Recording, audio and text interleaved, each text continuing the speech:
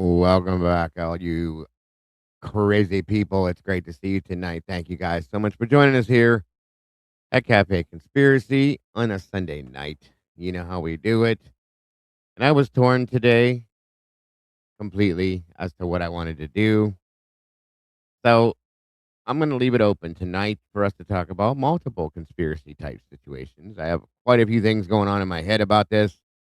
I have been for a couple days. I have some specifics, but tonight the luck of the draw. We're going to be bouncing around through it all. So we'll see what happens. Thank you again for joining us. Please make sure to hit the like button. Share this out if you will. Make sure you get comfortable. Grab your popcorn, whatever it is, because you never know what's going to happen when we jump into this mess. It's always a bit,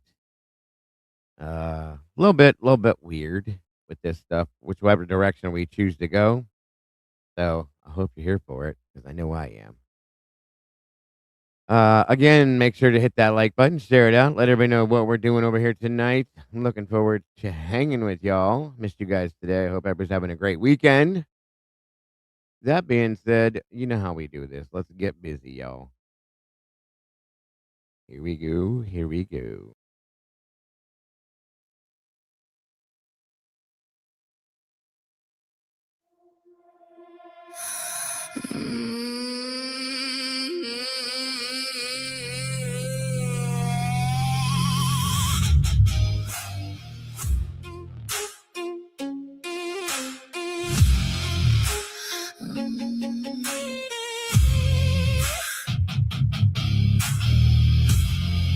Yeah.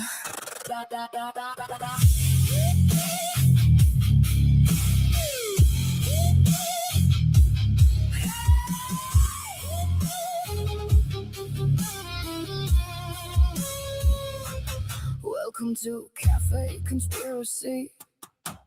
Come on in and have a seat. Let's have a talk, just you and me. Let's talk about the things we're not supposed to be. Is that a UFO flying up above?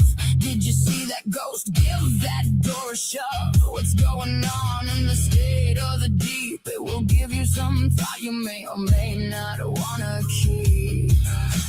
Really strange things that go bump in the night. Lots of weird feelings, can't tell if they're wrong or right. You leaning slow, I lock the door.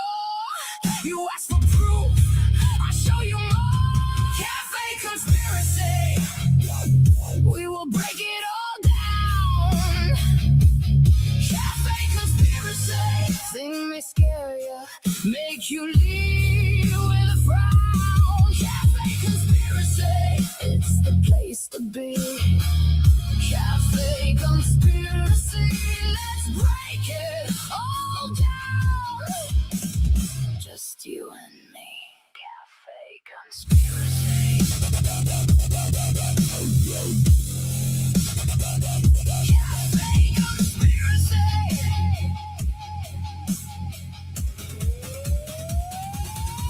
Well, digging deep, we'll talk about it all. So much to look into for us, one and all. You might wanna leave the lights on to make you feel safe. It may be hard to realize what's real and what's fake. The cup spins once, the silence gets loud. I hear your doubt move through the crowd. A little truth, a little dread, a little more when you nod your head. Really strange things that go bump in the night. Lots of weird feelings, can tell if they're wrong or right. You want the answer, I want the side. We trace the clues along the line. Cafe Conspiracy, we will break it all down. Cafe Conspiracy, thing may scare you, make you leave with a frown. Cafe Conspiracy, it's the place to be. Cafe Conspiracy, let's break it all down. Just you and me. Cafe Conspiracy. Cafe Conspiracy.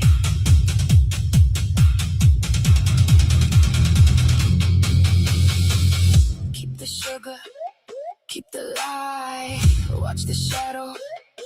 pass you by. If the world turns back on its own, we were here and now you know. Cafe conspiracy. We will break it all down. Cafe conspiracy. Thing may scare you, make you leave with a frown. Cafe conspiracy. It's the place to be. Cafe conspiracy. Let's break it all down. Just you and me. Cafe conspiracy.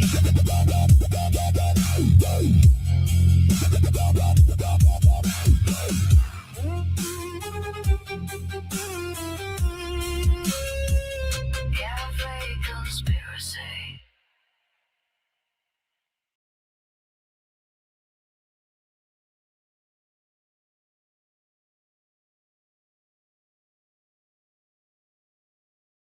All right, all right. Welcome back, everybody. Thank you for joining us again here tonight, this Sunday night, for another Cabbie Conspiracy show. I hope you're here for it. If anybody was bored, hopefully I can make that be the opposing feeling. Um, and if not, I hope I can at least entertain you in some form or fashion. And we shall see. Who do we have in here with us tonight so far? Joining us looks like Miss Luther's in the house. Hello, Miss Michelle F. Mystic Sin. Welcome to you, Michelle. Great to see you tonight. Bianca Jane, welcome back to you. Amy Oleski, welcome. Miss Rowe, good to see you. Let me see. Blue Devil, welcome, welcome, welcome.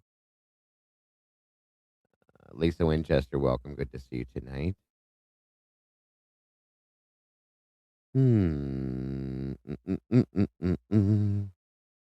Cat K, good to see you, dear. Ms. Margaret, welcome back to you. Lee Canna Crystal, welcome. It's been a while. Great to see you. Absolutely great to have you back. And again, everybody, Miss Becca, good to see you. Please hit the like button and please share this out if you will. Pixie Dust, welcome. Good to see you. Thank you for joining us tonight. CZ, what's going on? Junior's in the house. Mr. Dylan, good to see you, buddy. Okay, let me see. It's like we got 38 peeps in the house, and we got 41 likes. How'd that work out? All right, now we have 45 people with 41 likes. A little strange. Give me 1 minute, everybody.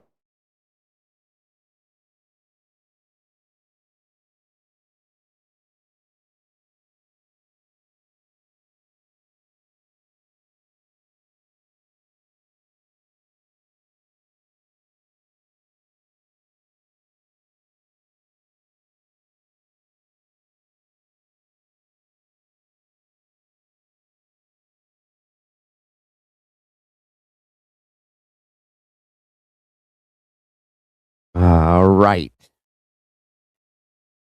Mountain Mama, good to see you tonight. Oh, shoot. Miss Tandy's here. What a treat. Surprise. See some of you guys in here. Sunshine, welcome. Yes, it's been a while. Great to have you back. Na, na, na, na, na, na, na, na, na. Croft, welcome. 51 people, 46 likes. You guys are doing it. Been a weird, boring day today. Not boring per se, just a relaxing. I had a little conversation with a few people in the general chat. Yes, of course you're a treat, Luther, but I expect to see you. You're always here, luckily. Tandy doesn't pop in for these things too often because she's not a fan of this stuff, I don't think. But yes, of course you're a treat. You're all treats. Every one of you guys are. So yes, grateful to see you all. Even Junior. Even Junior. Mr. Dylan from Hildreth investigates and reacts. He finally took my damn advice. About time one of the kids listened to me.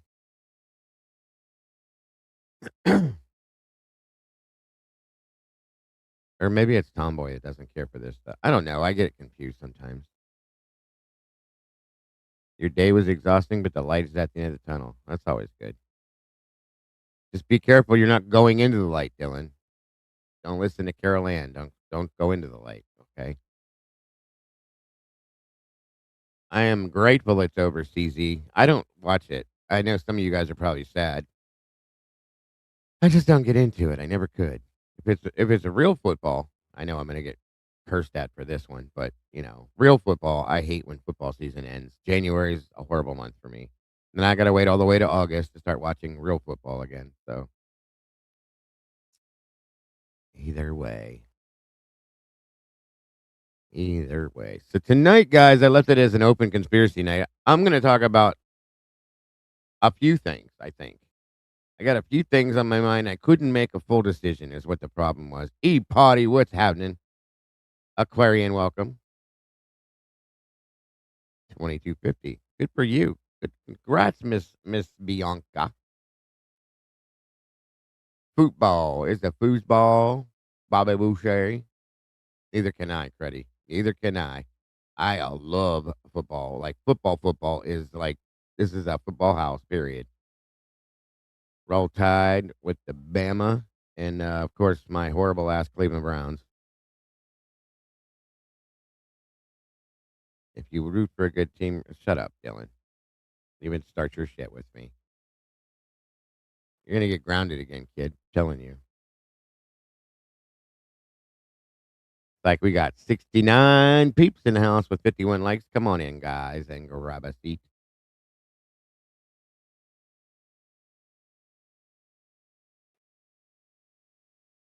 How many of you? Thank you, Bianca. The beautiful Miss Bianca doing an amazing job. Thank you, thank you. I heard that, Potty. I heard that. They've been doing their games. They have games over there from over here every so often. So yeah. Go birds. Are you talking about the Eagles, Luther? Oh yeah, you live. I got you. You're a Philly fan. Philly, Philly, Philly, Philly, Philly. I also didn't know if I was gonna do. I felt like I wanted to do a music stream tonight too, but I'm supposed to be doing this. So my wife said you better do what you're supposed to do. I'm doing what I'm supposed to do. Moto, what's up, brother? Good to see you again. So I'm gonna surprise you guys tonight. Maybe that's why people were like, "I'm not going in there."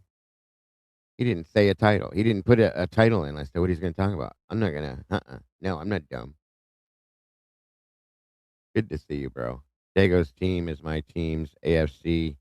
No. Oh, don't tell me you're a Steelers fan. Are you a Steelers fan, Creddy? Come on, I like you, dude. Don't make me not like ya. Come on. Miss Mandy Gillian, good to see you. Blue Devil Chickadee, good to see you, my little chickadee. My little chickadee. I know I'm a cornball, folks. Okay, I can be a dork. I'll be that dork. Just kidding. Miss Jessie, oh my goodness. I didn't expect to see you either. Hello, Miss Jessie. How are you? Now we have to move forward because Jessie's here.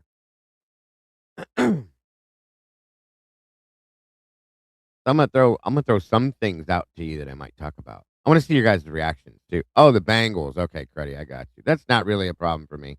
I don't mind them as much as the Steelers. I thought the way you wrote that, you explained that you were like, a Steelers fan. I was born, bred, and raised to hate the Steelers.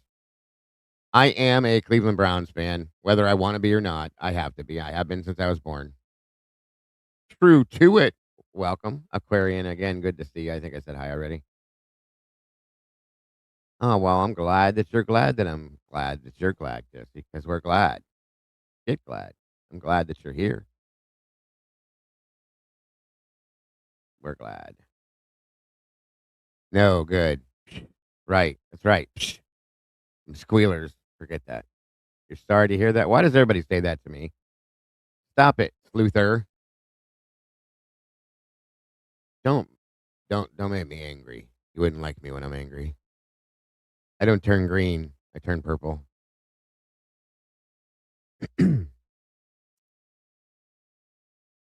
You're sick about it. What do you mean you're sick about it? I almost threw up that day.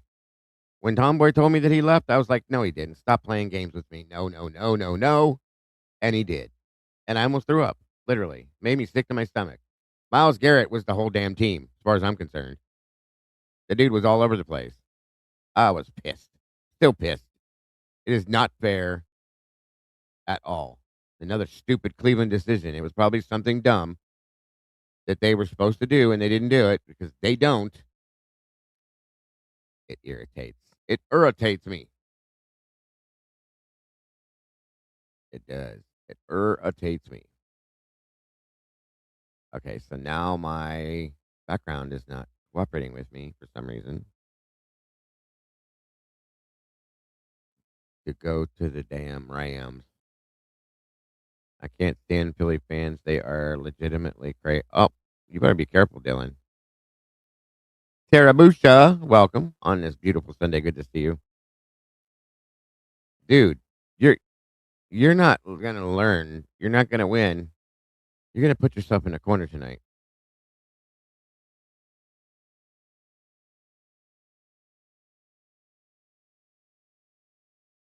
In stitches. Good to see you, just a Leanne.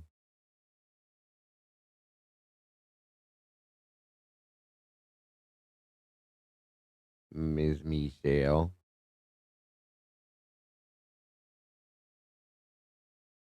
We all know Tandy's a Seahawks fan, which I'm okay with that.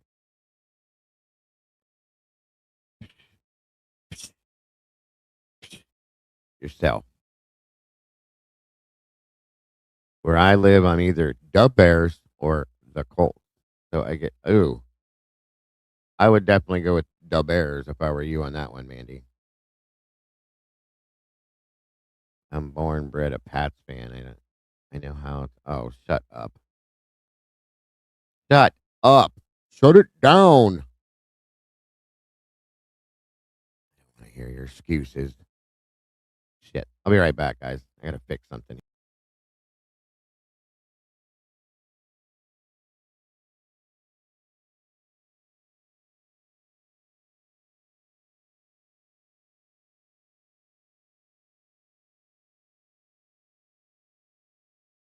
Okay.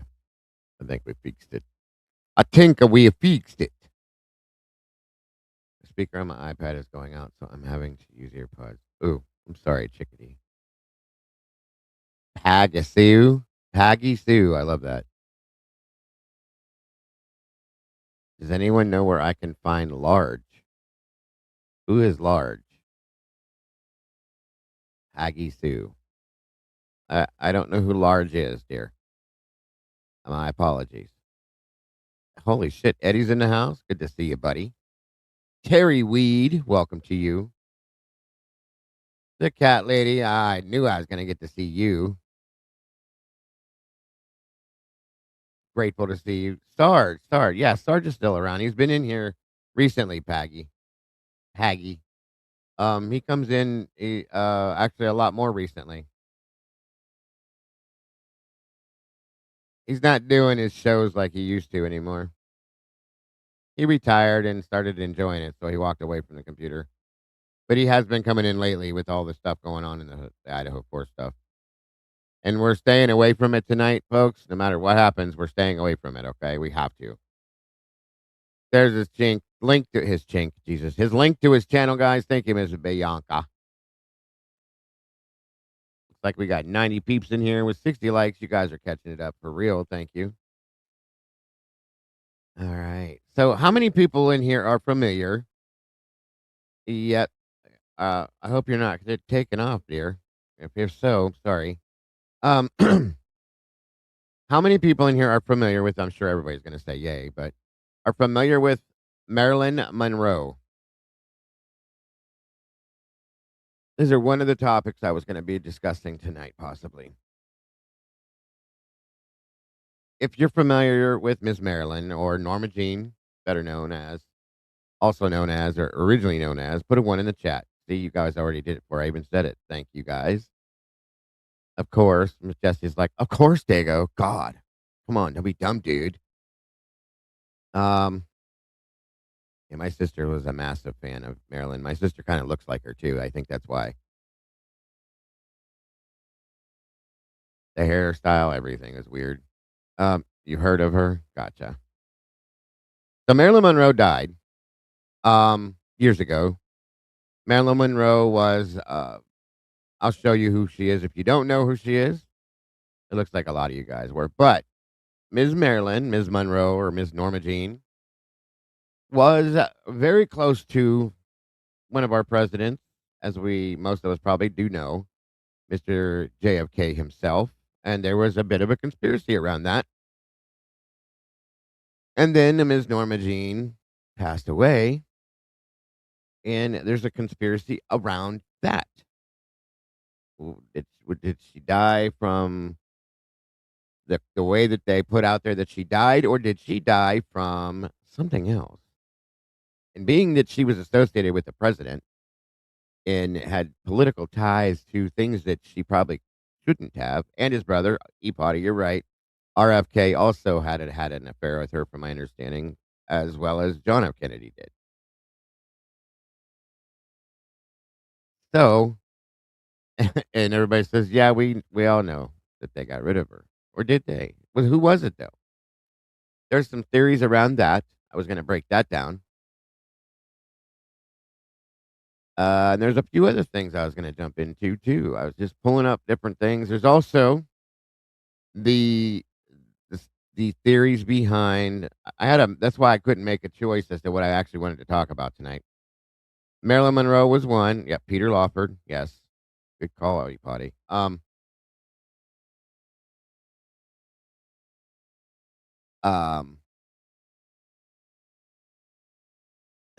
what's up, Mountain Man? Good to see you, brother. Sluther. Uh-oh. Also, I was going to discuss, which I'm sure, and I'll kind of leave it up to you guys at this point. Area 51, which we've all heard of in relation to aliens again. Um, you didn't know how you didn't know that. I got you.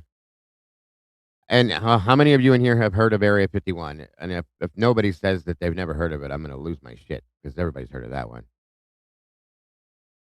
Could be. That could be. She's probably your neighbor, cat lady. Mercy Ella Grace, good to see you.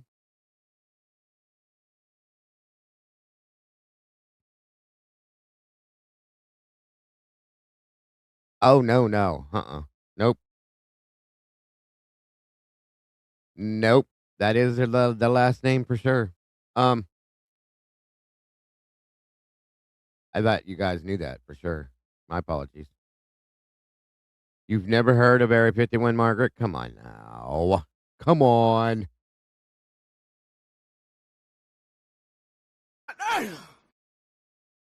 There's no way that's possible.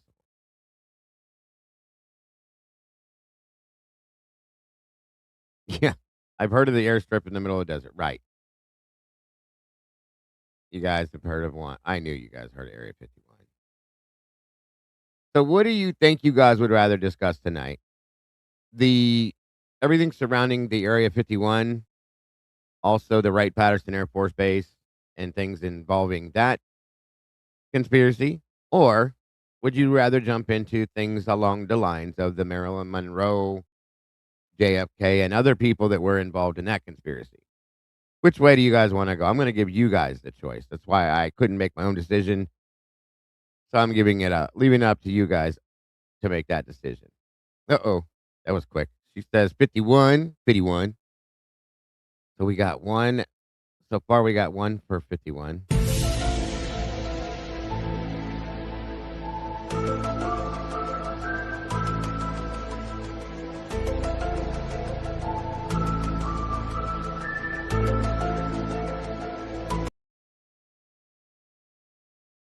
Somebody said I need to do a poll. Okay. Hold on.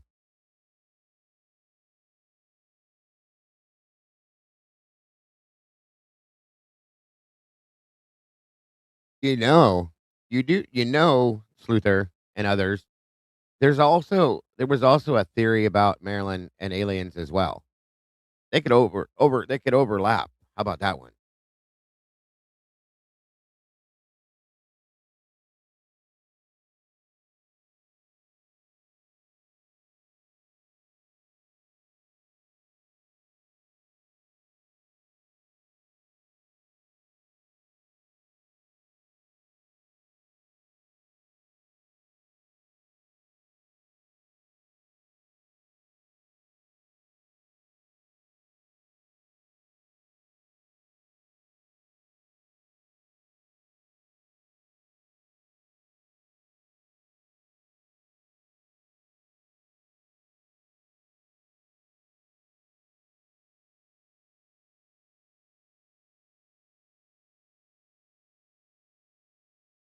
Okay, we're gonna run a poll. This will make it easier. And you gotta vote. You have to vote. All right. What do you all want to discuss? Tell me on the poll, please. Bianca Jane. We're gonna do a whole show on JFK, buddy. I'm sure it's probably in one of your history books since you're so young there, buddy. City Sue, welcome. Thank you for joining us. Good to see you tonight. Two saucers, I call the mothership. Uh-oh. Linda, Area 51. Whatever we don't do tonight, we'll do the next time. So either way, we're going to talk about it. So vote on that poll. Oh, really? Jules started doing aliens too, huh? That's cool. I'm glad she's doing that stuff. Oh, you guys are putting it in the chat. That's funny. Yeah, whatever we don't do tonight, we will do the next time. And I keep it all written down. Unless something blows my mind between now and then, we'll still do it eventually, either way. But typically, yeah. Maryland died at Area 51. There you go. There you go, Potty. That's the way to think about it. JFK, I guess, would be current events to you in school. You know what, Dylan? Right there, buddy. Right there. You see it? Right there. I'm not that old, dude. Not that old. Just because you're a child, you're young, you're the baby in here, does not mean I'm that old, bro. Smart ass. Downward Funeral Home. Foxy Blackbird, welcome. Mr. Dylan thinks he's a comedian tonight. Let's check this poll out here. Give me a little bit. You're not seeing the poll? It should be out there. It says, what do you want to discuss? Area 51, Marilyn Monroe, or what color my undies are? I had to throw the third one in just to give you a third option. Dylan, you're going to get in trouble. Don't make me go call mom and have her come in here. And to bother her on a Sunday, go ahead, let me do it, buddy.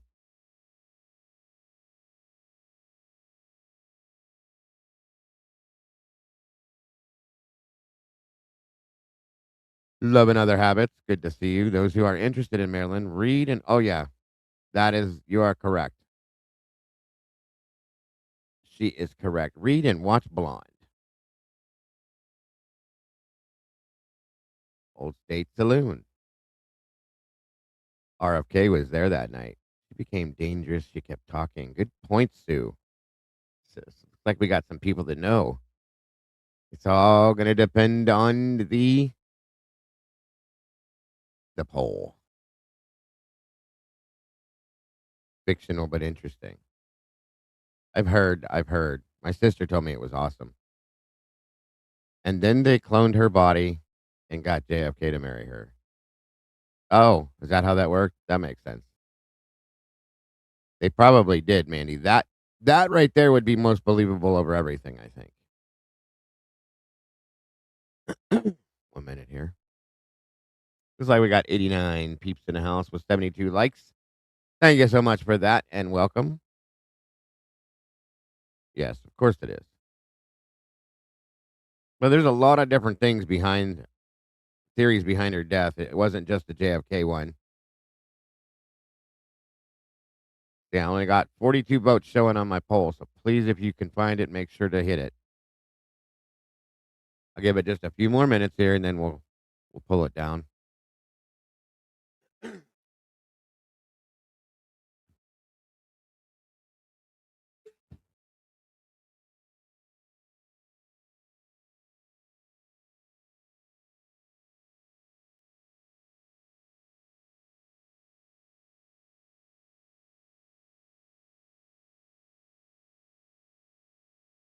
Very true, Ms. Mar.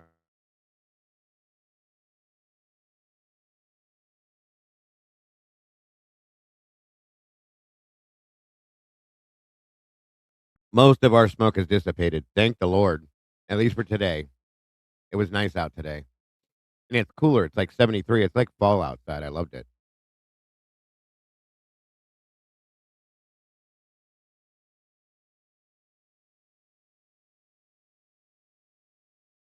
I will do it as soon as I pull the poll down. That was funny. That was too funny, Sluther. I blame my TMI on Dago's poll. Here we go. You guys are insane. 2 hours later. Where is G Bean and all them other peeps at? Somebody else must be live. Missing out on all this fun stuff. It's all good. Jeff. Speaking of aliens,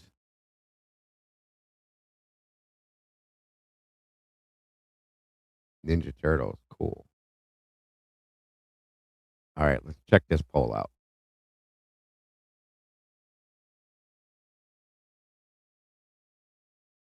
Oh, is she? Well, that explains everything, of course. Since when does Lena do a live on Sunday night?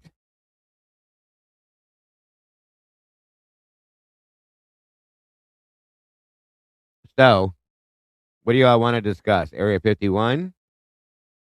Maryland, 44% said yes. Marilyn Monroe, 36% said yes. And what color are my undies? 20% said yes. Jesus, you guys, really?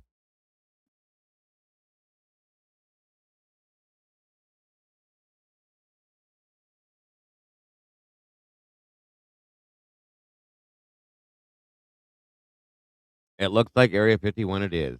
Not by much, though. So we will definitely do the Maryland thing coming up very soon, though.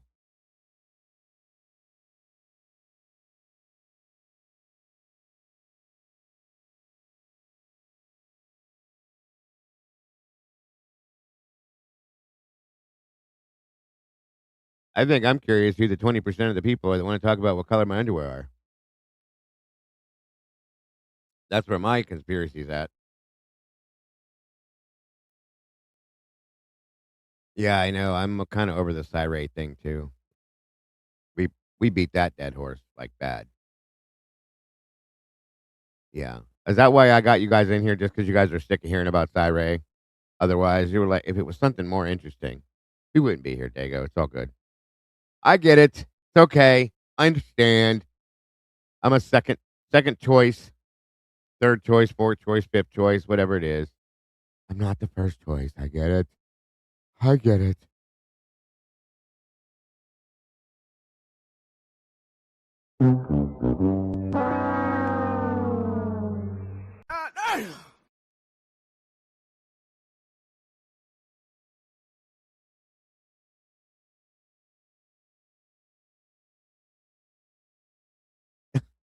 You guys, I'm just teasing. Chill out. Trying to get physically violent. I'm just teasing, guys. Need a break. That's why I do this Sunday thing because I need a break myself from that stuff. You know what I mean? Tomorrow we're gonna jump back into it. We got interviews to review and all that fun stuff. So, eh, Eddie, who is Cy Ray? I have no idea, Eddie. No idea who they're talking about. I guess we'll figure out who Cy is tomorrow. You never said that out loud. You're completely grounded, bro. In fact, I'm gonna go get mom. Done with you. That's like number 5 in a row. Thank you, Foxy. I appreciate that.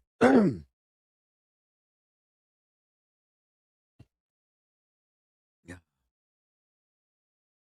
Candy said, trick question. Who's wearing undies? I'm not going to answer because I'm the creator. I don't have to. Oh, Sai is who you want to slap. I got you. I thought you reminded me. Sorry. I mistook that completely. So, Area 51, here we come. And thank you guys for choosing for me because I just couldn't do it. I wanted to talk about them both. I'm interested in them both. I know about both of them a lot. So, 51 it is.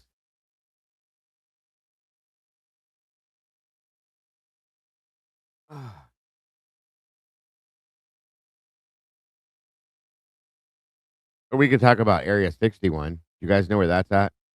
It's right down the road from 51, about 10 houses down.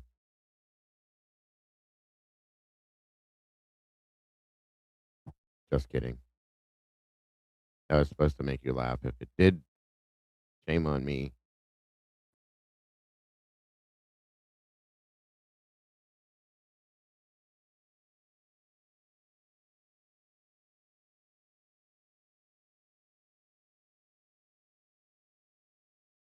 Those little green men are about my height. I'm not much taller either, Stitches, so don't feel bad. I want to know where Area I-50 is probably right up the other direction. Crazy Hosses, welcome, Area 69. That one I have no idea. No idea. That one I can't answer for you. I'm sorry. I don't know that I want to. I'm going to give you a little bit of a couple different things. First and foremost, how it became what it was, where that whole thing came from, that fun stuff. Let me see something here.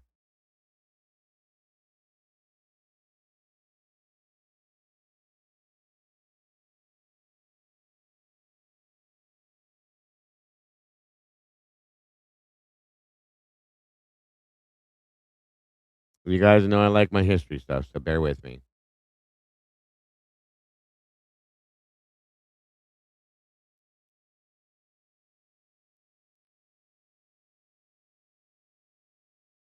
All right.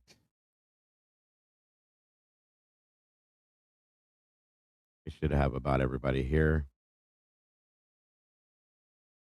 Jolton Joe DiMaggio. Yes, that is true, Miss City. Miss Sue.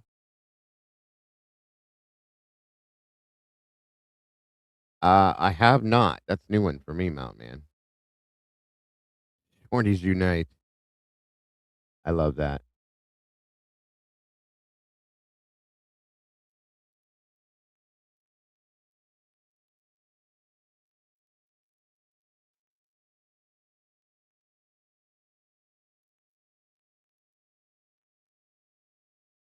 All right.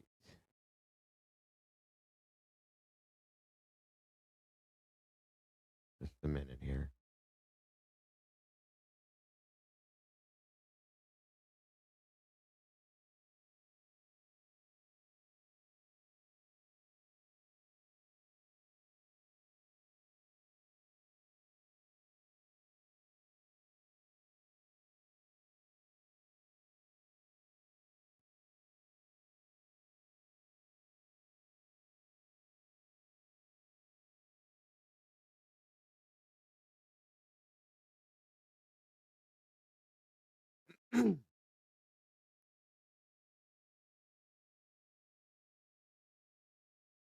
I think I'll start with one of these and we'll jump into some other stuff here.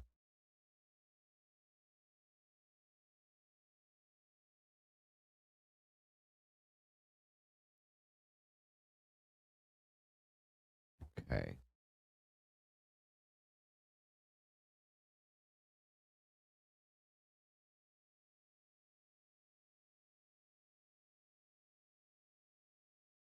Can you guys hear me still? Okay.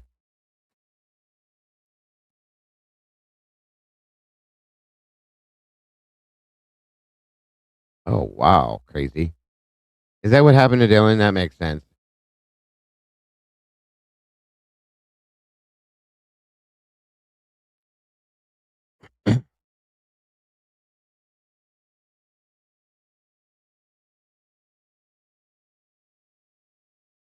I don't know that I have, L. I'll have to check it out, though. Baby pain, baby pain. Zians. Bigfoot, Wolfman, aliens in Ohio. All of it. All of it. Thank you, Miss Bianca. Davy's in the house. Good to see you, buddy. Thank you for joining us again. Num, 4 rooms. No. Okay, on we go. Let's get this kicked off here.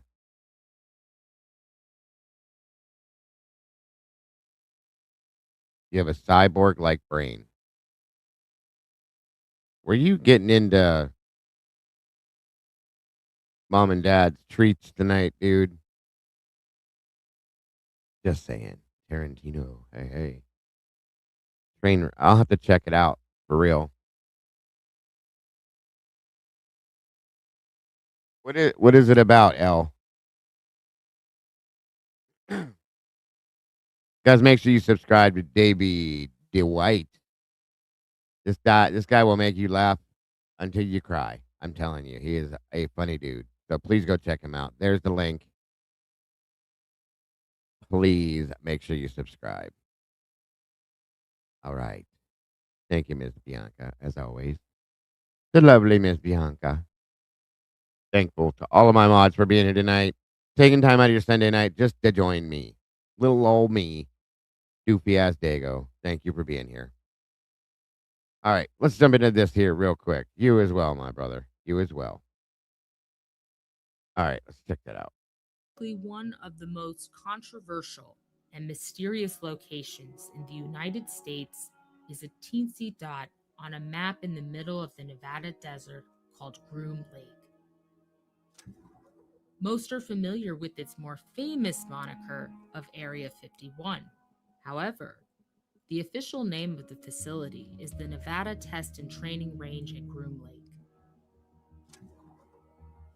Area 51 resides near the small towns of Rachel and Hiko, Nevada. And what is definitely known about the location is that there are buildings, runways, and the entire site is cordoned off with governmental no trespassing signs everywhere. It encompasses 2.9 million acres, and the longest runway is 2.3 miles long. Intensely shrouded in secrecy, it is estimated that at least 1,500 people are employed. Yes, and then before we get into, do you guys, for those of you that aren't familiar with this, do you realize that the people that work here have to be flown in on a plane, okay, and then that's how they have to get. They can't drive there. They have to fly in on a plane to the base. Area 51. The government has been using the site for the development of new and secretive aircraft for decades in conjunction with the aerospace giant Lockheed Martin.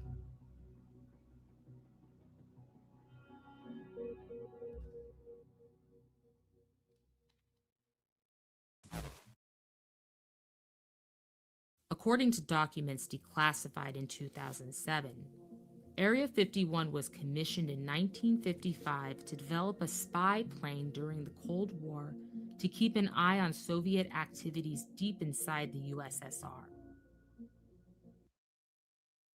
No, they don't live there. They live outside of the base, and they have to be flown in on a plane from another airport. From what I understand, they live in their own homes. You know what I mean, like we do. But that is true. They do stay here for periods of time. It's wild. The plane needed to be undetectable in the air by enemy radar. Behold, Welcome, birth Randy of Burr, my Project brother from another Unsolved. mother. Area 51 was chosen because of the close proximity to two other highly restricted areas. One of those, the Nevada National Security Site, or otherwise known as the Nevada Test Site, was the location of U.S. nuclear weapons testing from the 1950s through 1990s. The site has been used by the CIA, the U.S. Air Force, and Lockheed Martin for running test flights of so-called black aircraft, which are experimental, captured, or reverse engineered aircraft. It's important to note here that Area 51 was only officially acknowledged by the CIA in 2013. The types of aircraft developed No, they have housing inside the base, bro. Literally, they do. The whole thing. I'll show you guys. It's crazy. and tested at the facility include the U-2 Dragon Lady, the A-12 Archangel, the SR-71 Blackbird, and the F-117 Nighthawk. The U-2 Dragon Lady was a high-altitude surveillance plane that has been in service since 1956. It is equipped with terrain mapping, communications capturing, and high-resolution photographic equipment, and it cruises above 70,000 feet. When people first saw the U-2 back in the 50s, they had no idea what they were seeing. Many misidentified the craft as being extraterrestrial in nature. And instead of trying to dissuade the UFO notion, the CIA allowed the alien spacecraft story to perpetuate in order to protect the true nature of the activities in Area 51, namely international espionage. In fact, the CIA developed an office in the 1950s to investigate and handle any sightings of UFO activity over Nevada. Although the last U-2 plane was built in 1989, its retirement was supposed to be sometime after 2015. The U-2 was crucial in operations during the Iraq War, and now its retirement has been pushed back indefinitely. The A-12 Archangel was a reconnaissance airplane, and the F-117 Nighthawk is a stealth fighter built by Lockheed Martin. Its origin came from a letter from the U.S. Department of Defense in 1974. An aircraft was requested that could slip undetected through enemy electronic warning systems by low or no emittance or by reflecting light, radar, and infrared energy. The F-117 was developed by Lockheed Martin's Advanced Development Project, affectionately known as Skunk Works. The F-117 has twin turbofan engines without afterburners and has a sharply swept back, triangular shape with the surface covered in radar-absorbing material. The body of the jet consists of many flat planes that reflect radar away from its transmitter, rendering it invisible to enemy radar. The final working model was delivered to the U.S. Air Force in 1982. But this was only after years of failed prototypes crashing during test flights. Production stopped in 1990 after only 59 planes were built. The F-117 was used extensively in the Gulf War, Iraq, and Kosovo. It was retired in stages between 2006 and 2008. Nowadays, research is heavily influenced by the utility and complexity of drone technology, and Area 51 is spearheading the research into the possible uses for it. While all of that is what we certainly know about Area 51 from its 1950s origin through now, there have been conspiracy theories abound, and all of the extreme secrecy surrounding it has done nothing to quell the curiosity or the rumors. In fact, there was a huge raid planned in 2019 by a group who wanted to charge the gates to find out what really goes on there. The raid didn't happen, of course, but no trespassing signs, fences, barbed wire, and surveillance have stopped people from trying to get inside before. Should they make it past the gates, trespassers can expect to be greeted in a very aggressive manner by heavily armed military. They exit their vehicles with weapons drawn, shouting directions to keep hands up, and asking why the trespasser is there. Sometimes, luckier trespassers can get away with a warning, but others can be jailed or even shot on the spot.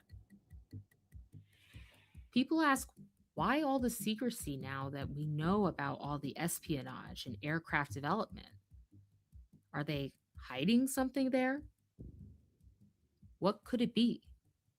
Why shoot people? Thus, the conspiracy theories fly once again. But Area 51 has never been without suspicion.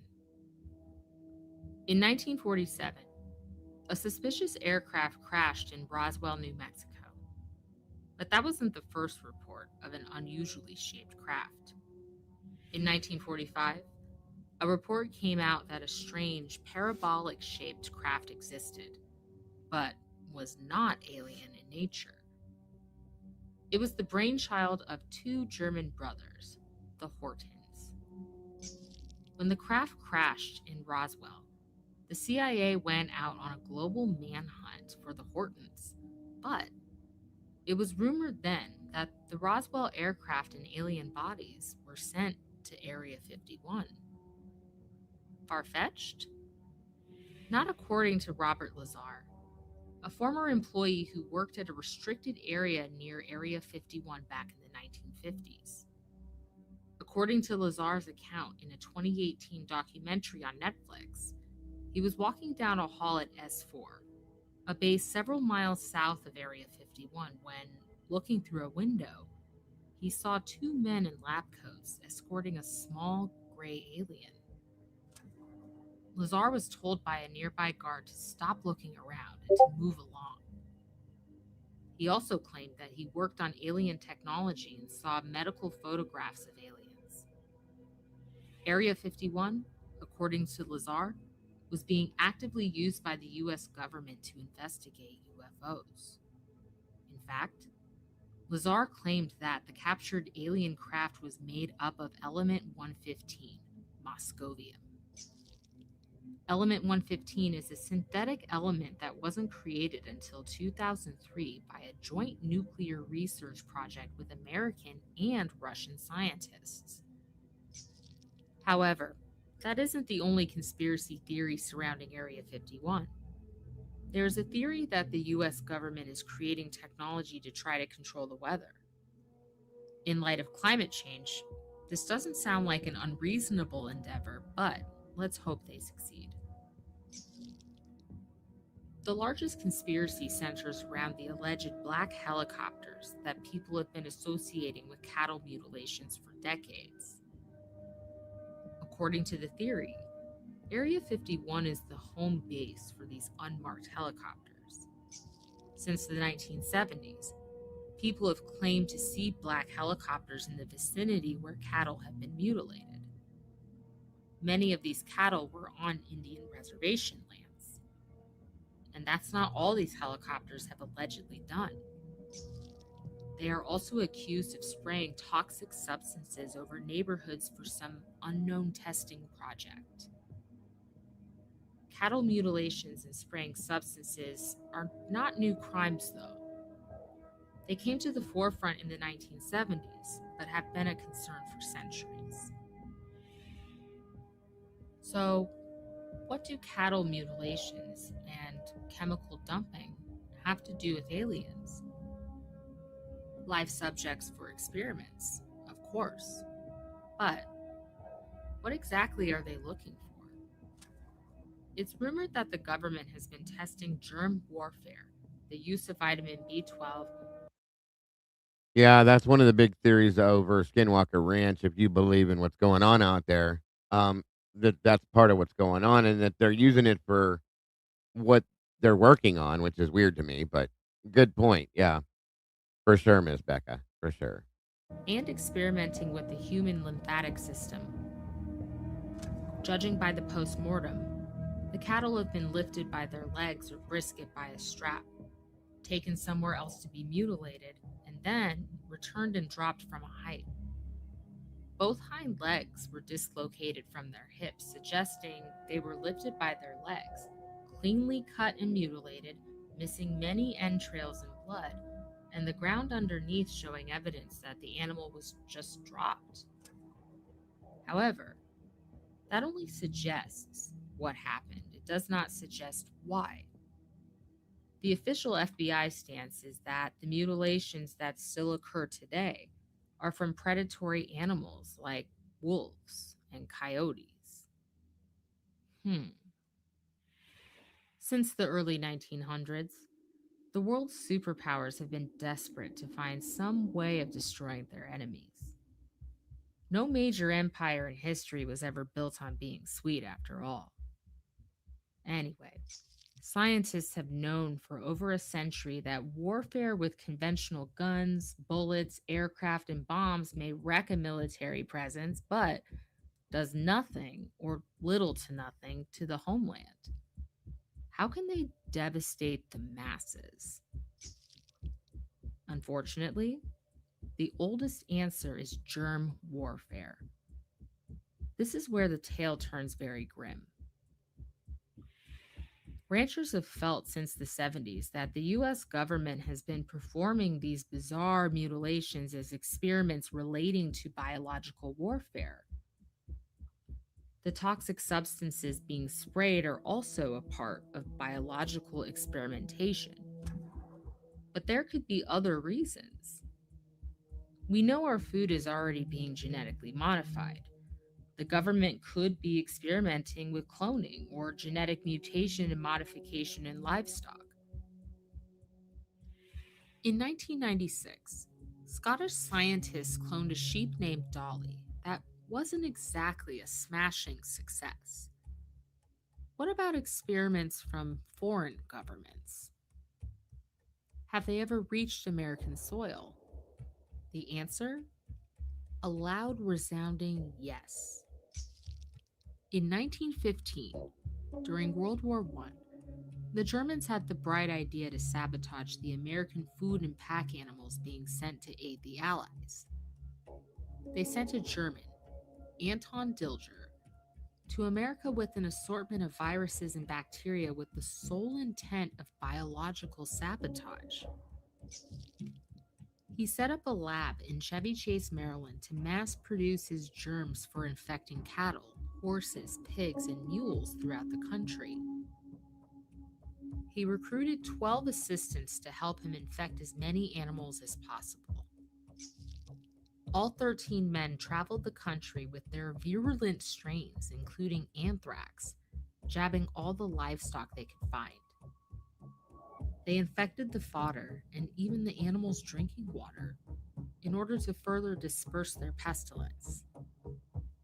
Then, in 1945, Japanese balloon bombs landed in North and South Dakota. They are high altitude balloons that have some form of disease mixed into the hydrogen, which will disperse upon crashing.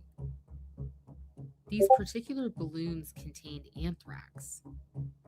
The crash sites were allegedly investigated by an unknown man sent from Langley Field Air Force Base in Virginia. Also in the 1940s, it came out that there was a mass infection of livestock in the Soviet Union that killed 25,000 horses by anthrax and tens of thousands of pigs by erysipelas, and other plagues introduced through miracle syrup. With all of this being said, it's unsure which is worse, the government or aliens. Are we using alien wisdom in nuclear and genetic testing? Are there alien spacecraft here on Earth? Are there aliens on Earth? According to conspiracy theorists, Area No, that was a whole different story, cat lady. I know what you're talking about. Completely different story, but a lot of people thought it was the same thing. 51 holds the answers. However, if they do ever get inside, they may find that the most disturbing experiments are by the hands of our own government. Until all the secrets of Area 51 come to light, which, of course, may never happen due to the clandestine nature of espionage and stealth, we can only speculate and keep a close eye on the skies above us, as well as the food and water that sustain us. My name is Ashley. Thank you so much for watching.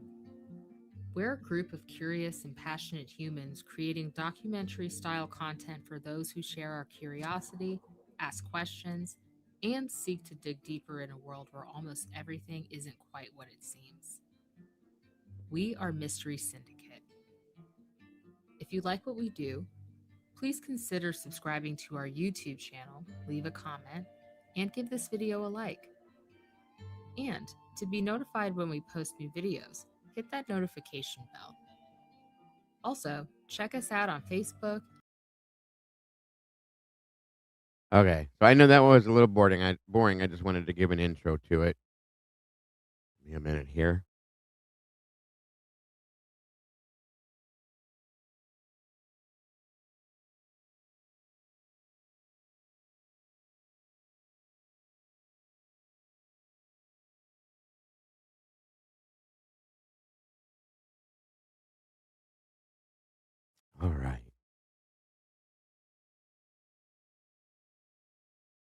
1 minute here.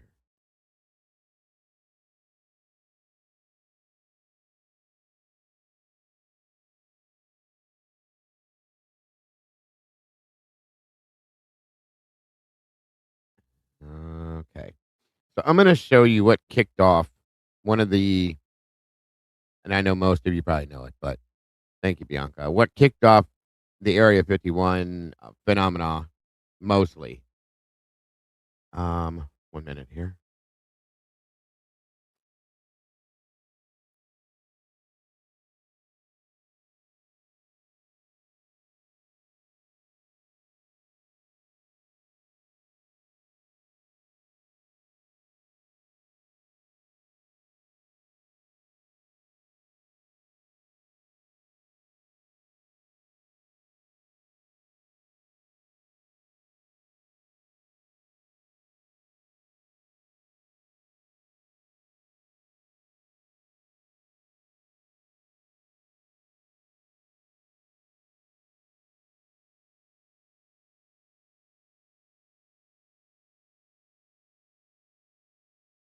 One minute. This doesn't want to load for me. Hold on.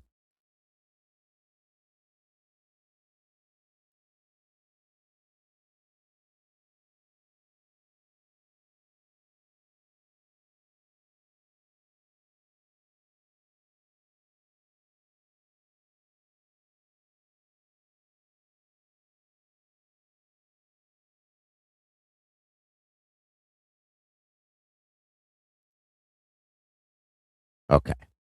Sorry, guys. One of them didn't want to work, so I have to use the other link here. My apologies. Here we go.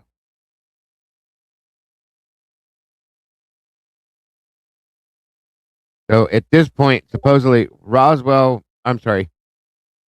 Area 51 was used to create these planes per se. And then when this incident, quote unquote, that whether you believe it or didn't, don't believe it, whatever it is, when this happened, it overtook the Area 51 situation. Yes, Miss Bianca.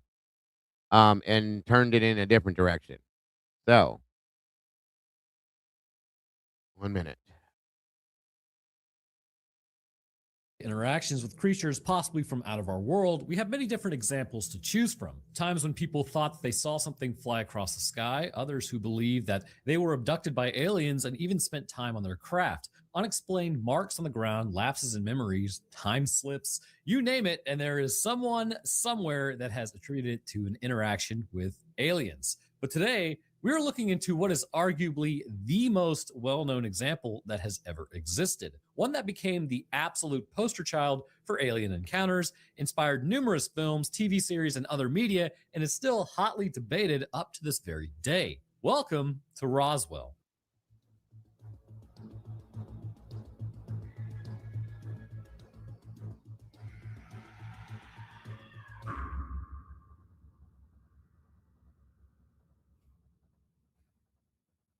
Roswell is a city located in New Mexico with a current population of just under 50,000 people. It covers around 77 square kilometers, which is in heathen units. So in the Blessed Lord's units, that is 29.72 square miles. And is famous for its university, minor league baseball, but more than anything else, the incident that occurred there in 1947. In June of that year, a rancher named W.W. Brazel, who also went by Mac, discovered various pieces of debris strewn across his property. He would collect each of these pieces, consisting of rubber, wood, tinfoil, and various other materials, and then bring them into his home, confused about what exactly they were or where they had come from. He would report his findings, probably with a fair amount of confusion, to authorities at one of the local air bases, but only after nearly a month had passed. This was due to his remote location and lack of a telephone or radio. Unbeknownst to him at this point, this was right in the middle of an ongoing, unexplained, just bunch of events of flying disc sightings both in the region and beyond. There had been multiple reports from eyewitnesses that stated they had seen objects in the sky that were something entirely different from the normal aircraft and celestial bodies. What Mac Brazel found on his ranch would add fuel to the fire, physical proof of something unexplained, not only flying overhead, but actually coming down onto the earth and landing. Something that would fan the flames of this burgeoning mystery far beyond what anyone could have expected. One of the factors that made this story immediately much bigger than it already was would have to be the way that it was reported in an official press release. For some reason, Officials at the airbase released a statement that said they had recovered debris from the ranch that was from a flying disc. The exact way the witnesses from elsewhere had described these unknown objects in the sky up until now. These various sightings had been growing in number and had been covered in the press, with the total number of specific reports somewhere around the 800 mark. Thank The you, increasing Bianca. public interest in all things unknown flying across the sky, and with the Cold War in full effect, there were even cash rewards being offered for anyone that could provide this physical evidence of whatever it was that suddenly appeared overhead. This press release from the RAAF, or RAF,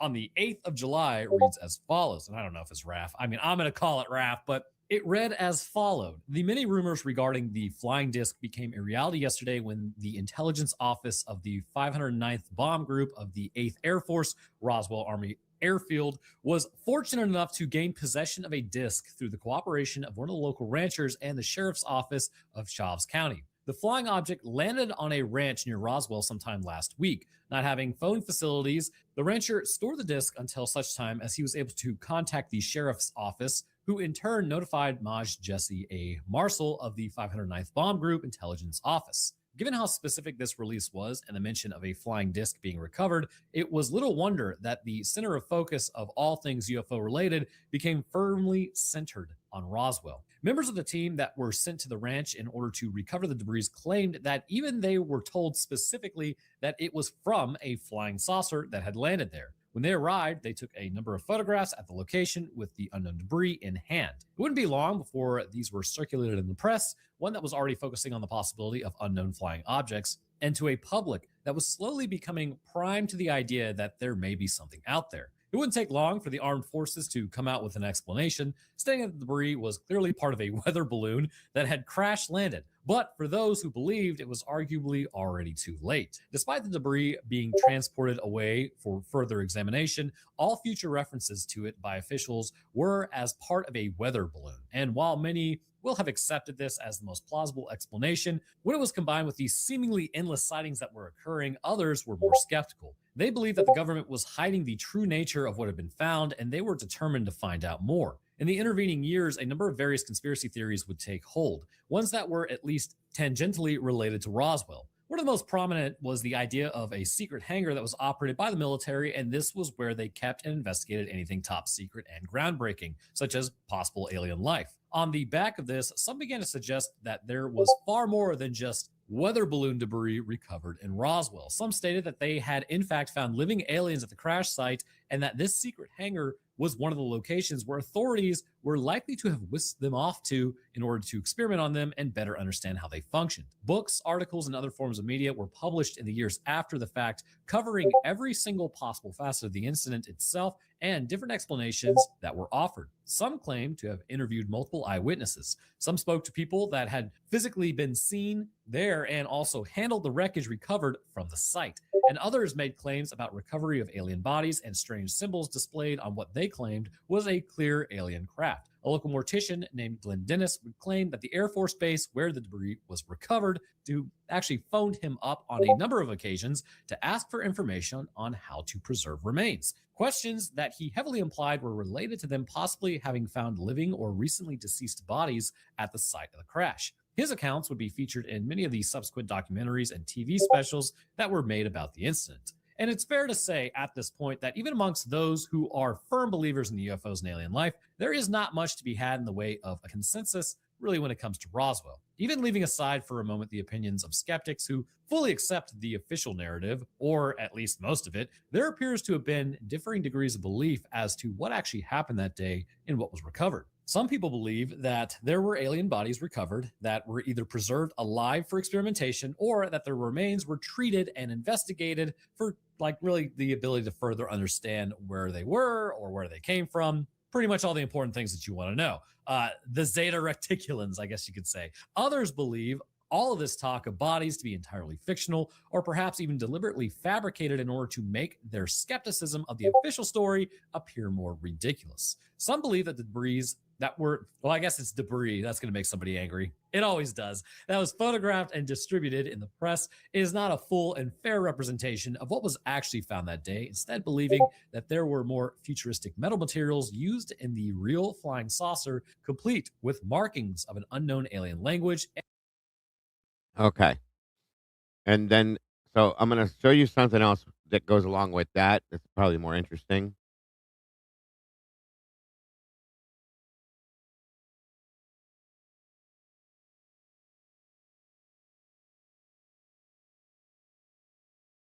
Which will bring us all, it'll bring us back to the Area 51 situation for sure. One minute here.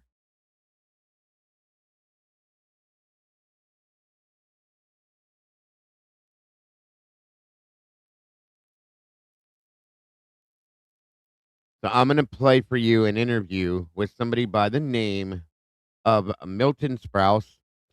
He was one of the quote unquote witnesses for Roswell. Now, of course, the military played Roswell off as if it was nothing. Okay, like they still do to this day. Um, but if that's the case, then why is it that it was denied that that the remains were taken to Area 51 when they were taken to 51? Area 51 was locked down immediately. From that point forward, nobody could ever. You just couldn't. You just can't. You couldn't. You can't. It's even worse. So hold on. Let me kill that noise in the background. I'm sorry. I guess that pisses people off, and I'm so prone to it now. I don't even hear it. Sorry, guys. Anyway, um, so this is an actual interview, um, from back then with Mr. Milton Sprouse, who was a witness to this. Here we go.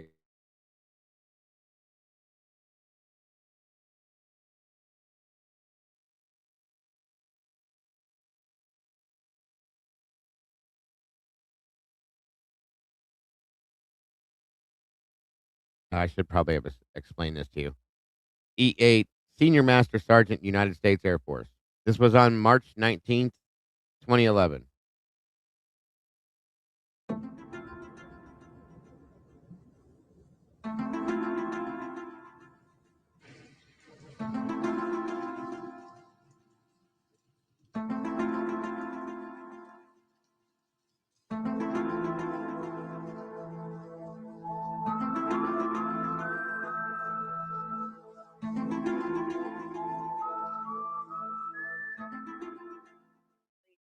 You went straight from the Pacific to Roswell? Right. Oh, yeah.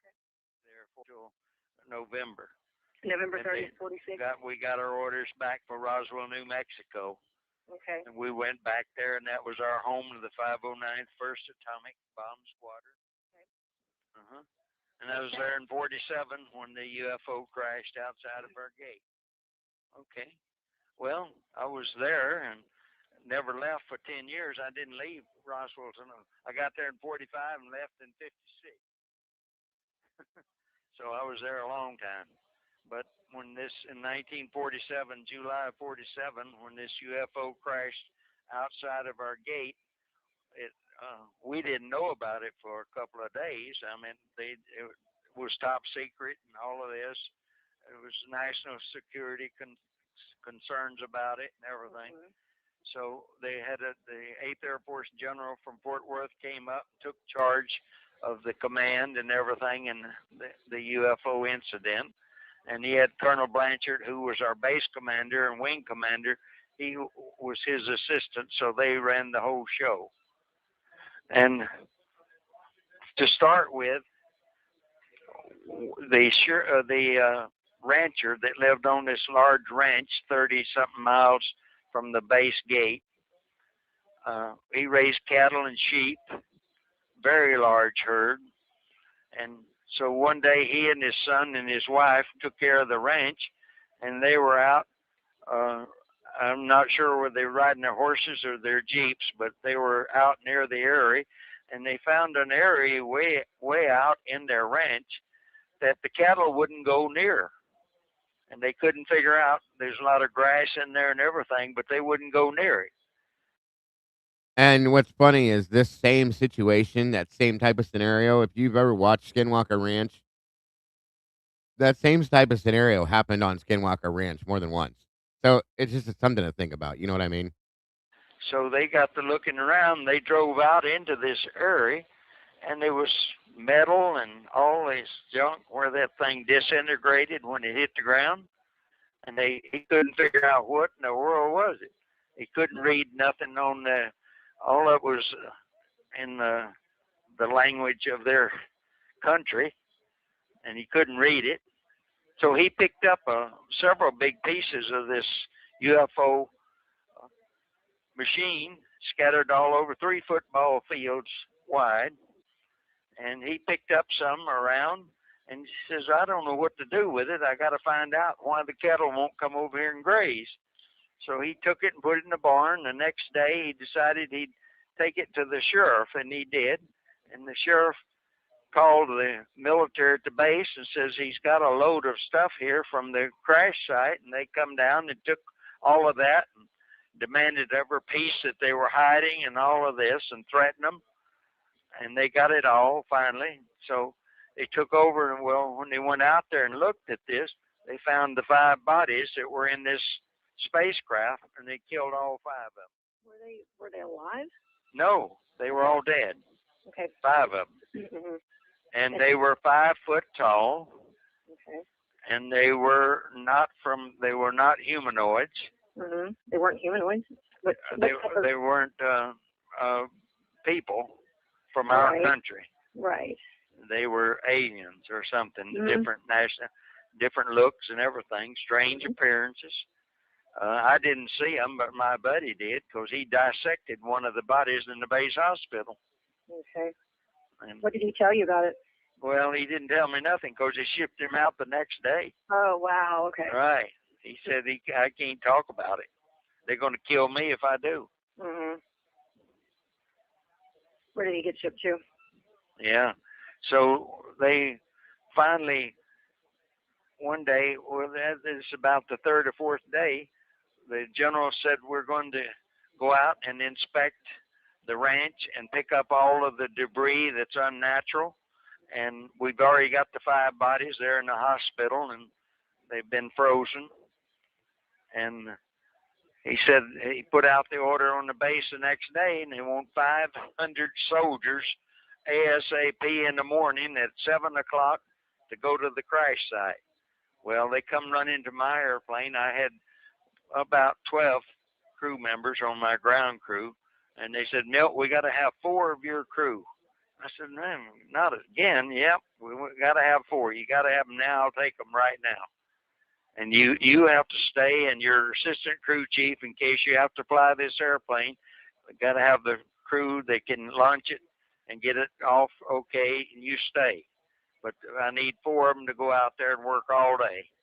So he picked 4 of my men, and they went out. They took them buses and trucks and everything, transportation, and they got them all out there, and they lined these 500 men up down this 3 football field area, and told them, he said they were 4 or 5 foot apart, and he said, I want you to march through this area, and they had things to pick up metal and all of this with them, and they had bags, and they had trucks and everything, and said, I want you to pick up everything unnatural, and don't leave anything, and if you find any bones or parts of a body, pick them up too. Well, they found out later they wouldn't be any parts of bodies because they were intact.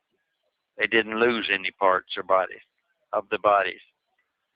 And so they picked this all up, and they got about 2 truckloads of debris, and the biggest was about a foot and a half. Biggest piece was about a foot and a half. And I can just tell you now, at this point, early in it, I read a book later that they determined that lightning struck that UFO and caused it to crash there. And that's why when it hit so hard, it disintegrated totally. And I think 2 of the bodies were in the cabin of the the UFO, and 3 of them were thrown out on the ground. They got all 5 bodies on it. Mhm. So when they picked up all of this stuff, the current general says, we're going to march you to the other end of this field and march the other way because we want to be sure we've got everything that came off this airplane, this UFO flying object, they called it. And so they did that again, and they got another about a half a truckload then. So they moved the siren. Their siren was out there at the ranch gate at his boundary line, and had a big sign, this is the crash site, you know. Somebody put it up there, I guess the news media or something, so they could find it. Well, they moved that sign 5 miles down the dirt road and got permission from a rancher down there to show them where and say, this is the ranch site where it crashed. And now, even today, all those buses, hundreds of them, every day go out there to see the crash site, and they go 5 miles past the site to another site and show them the whole field. Really? So Really? They go to the wrong place. Right. It's the wrong place. So the newspapers come out in Roswell and printed, says UFO captured by the military or something like that. Boy, they got into that, and they recalled all the newspapers, and I think I've heard they burned them and got most of them, but they still missed some of them. And they denied everything, and they had a big to-do there and called the reporters out and said, no, this wasn't a UFO. It crashed here. It was a weather balloon fell. Well, I said, I wasn't a weather balloon because I've worked around them, and I know what they look like. Right. And so that's what they kept telling everybody. They'd tell everybody, oh, that's a weather balloon. They knew UFO crashed here. So they still believe that today. I know. I hear that frequently. So why do you think it is that they felt the need to cover this up and keep it? Because of national defense. Because they could shoot down all of the satellites, all of the airplanes, everything. Yeah. What are we going to do about it? Right. Right. That's why. Yeah. And they've never said a word about where they're from or anything. You know, right then, a news reporter says, oh, I think they're from Russia. And they call Russia and checked it out. Russia said, we never heard of them, of that incident, and we know nothing about it, but they damn sure wasn't from Russia. Did you ever hear about any specifics about the material that the craft was made of, or what the craft was like? Oh, yeah. I've heard that from some of the guys that work with it and were there at Roswell. I knew a lot of them in intelligence and other divisions that were concerned with it. And they'd take this, a piece of that metal is about 12 inches in diameter. And you could take it, and it was flat when you lay it down. And you can put it in your hands, both hands, and wad it up. It was that flexible into a ball. And they used to do that a lot, show us that. Then they lay it on the table or something, and it smooths out again, no wrinkles or nothing.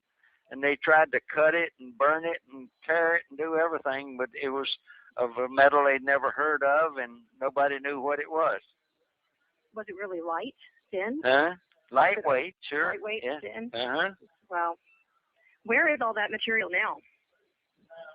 Well, I've heard a lot of stories that nobody really knows. I haven't talked to anybody that really seen it or knows, but most people that I know is in Roswell now and says, we think it was shipped to Wright-Patterson Air Force Base. And that is where they believe that most of this stuff was here to Ohio, up near the Dayton area, where Wright-Patterson Air Force Base is, which is a lot more technologically advanced than what this was. But that's a big deal now. It's literally north of me. So, and there's other things that have happened with that too. And that there's a whole thing that goes on between Area 51 and Wright-Patterson, just so you guys know, if you didn't know. Base in Ohio. In Ohio, huh? But they claim we've had people check it out and call them. They said, we never heard of that. Well, it was nothing but a weather balloon crashed out in Roswell. That's, I think it's crazy that they still tell that to this day. When people were there, there were people there that knew. Yeah, I know it, but they still dispute it all. Well, that's what else? What else memorable can you think of? Did you get to hear any details about the bodies themselves, or what you said your friend? Well, just 5 foot tall. That's it. My buddy ran a funeral home in Roswell, and the military went down there and wanted 5 children's caskets, and he said, I only keep 1 or 2 small caskets here, and I have 2. They said we have to have 5, so they left. They got them somewhere else. But he told me that later. Why would they put the bodies in caskets if they were going to freeze them? No, I was chewing ice, Randy. Sorry. Huh? Why would they put those bodies? Why would they want caskets? Well, I don't know. That don't make sense. That doesn't make any sense because they froze them. Yeah. Right. Yeah, of course. They're not going to bury them. Right. Yeah, that's odd. Well, do you know of any other incidents like that that have come to light that any other friends of yours have talked about that have happened? No. Covered up? All my friends are dead. They were there. Yeah. Well, I mean, anything That's else? if they wait another few years, all of us will be dead. There won't be nobody living that was there. Yeah. Well, is it that was the base that you were on? I mean, did they come in? They just came in basically and told you the cover-up story that it was the balloon, and so that. Well, the general and the colonel, who was the base commander, put that story out with the news. Right. Right. Was there ever any conversation or ever any orders to all of you guys that were on the base to not talk about it? Well, at times, some of my friends were told to shut up, or else we're going to take action against you and your family. Yeah, wow. They told them that. So they didn't say another word. Oh, I guess not. My brother-in-law was part of one of those things, and they told him, and he never said a word until the day he died. Well, I don't think I could blame him. No. For that. He knew they meant business. Oh, yeah. Without a doubt. All right. Well, that's, I don't think I have any more questions on that, then. That's pretty interesting stuff, Milton.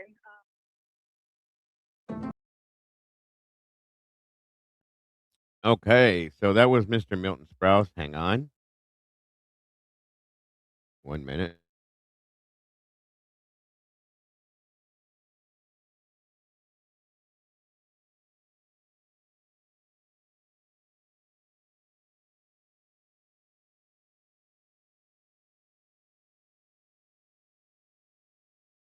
All right, Mr. Milton Sprouse. Thank you. Thank you, Bianca. There was another interview that came out in regards. I'm going to show you guys something that's a little bit newer. We're going to bounce around with this a little bit. And all of this goes right back to Area 51. 1 minute here.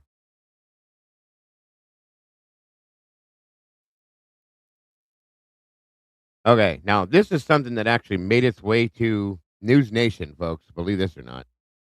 Take it how you will. It just goes right along with the whole point. I'm trying to show as much information about Roswell so that it can clarify what Area 51 was all about. I will show you Wright-Patterson stuff too.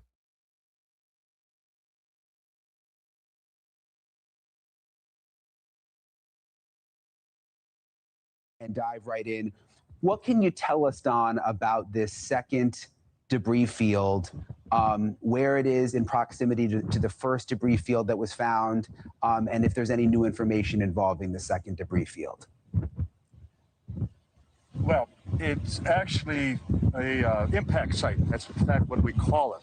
The remains of a egg-shaped pod about the size of a Volkswagen Beetle, based on all the eyewitness accounts, including military and civilian, describe this location about 35 to 40 miles north of Roswell. And it's where this pod and its crew, a number of bodies, and a survivor, based on, again, first-hand testimony, were recovered back at the time of the incident. Ben, when you go out to these sites, when you went out to this second debris field, as it's been called, I mean, what can you do now since it's been so long? How do the metal detectors work? Sort of walk us through the process when you and the other investigators go out there. It's actually been really exciting for us because I've been out now about 3 or 4 times to the site, which is near Corona. That's about 2.5 hours out from Roswell, the actual, what we call the debris field. The new site, though, like Don says, is kind of the impact site, which is only about 40 minutes outside the city. And we go out there, we try to systematically, see from Corona in towards town what kind of direction it may have been going, and therefore where we want to focus on the scope of the ground search. We had a backhoe, we had several people doing kind of grid searches. We don't even know if this material is metallic. So that's a big problem, right? So as we're searching anything that looks anomalous, we take that, we mark it just like you'd be, doing a crime scene investigation, and then we go get it analyzed to see if anything, shows up that would be not even just necessarily exotic material, but something that could have been made here but seems out of place. I mean, we're looking at every possible option right now. Don, has anything of interest been found out there? I mean, I would have to think if the reports are true that something crashed out there and the government was involved, I would have assumed that they would have gotten everything back then. I mean, are there still items to be found, do you think? Well, we would not be wasting time if we didn't feel that we could make at least certain confirmations.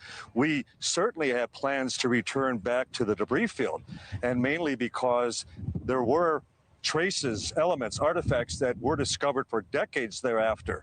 And that was an area that covered almost a mile long in scope. And as a result, as any crash investigator would tell you, that there's absolutely no way that they could possibly recover every last piece of evidence. And so with the constant wind and rain erosion, that things come to the surface.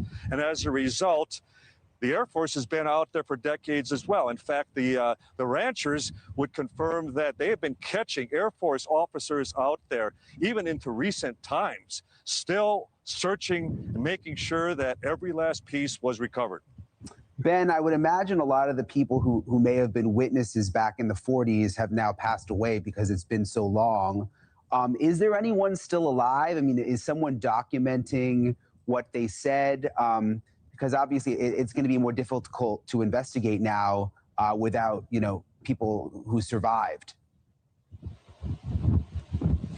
Well, that's a great question. In fact, what I guess you could say kind of sold me on Roswell that something happened here was the first book that I ever read that was authored by Don here. And when I saw the number of witnesses, hundreds, both firsthand and secondhand, that came forward, I wanted to know, is there anyone still alive I could talk to? And I had the chance to interview someone who was a child at the time who handled the material. Her dad was with the fire department, brought it home. She handled it there at the kitchen table. And in a matter of time, the military police came over and actually threatened her with her life.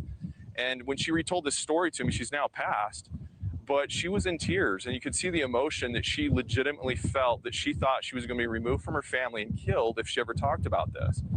So I had another witness, the son of someone who, again, problem is they passed away, but they have affidavits from so many of these people whose father was part of what they call the Air War College that happened the next spring.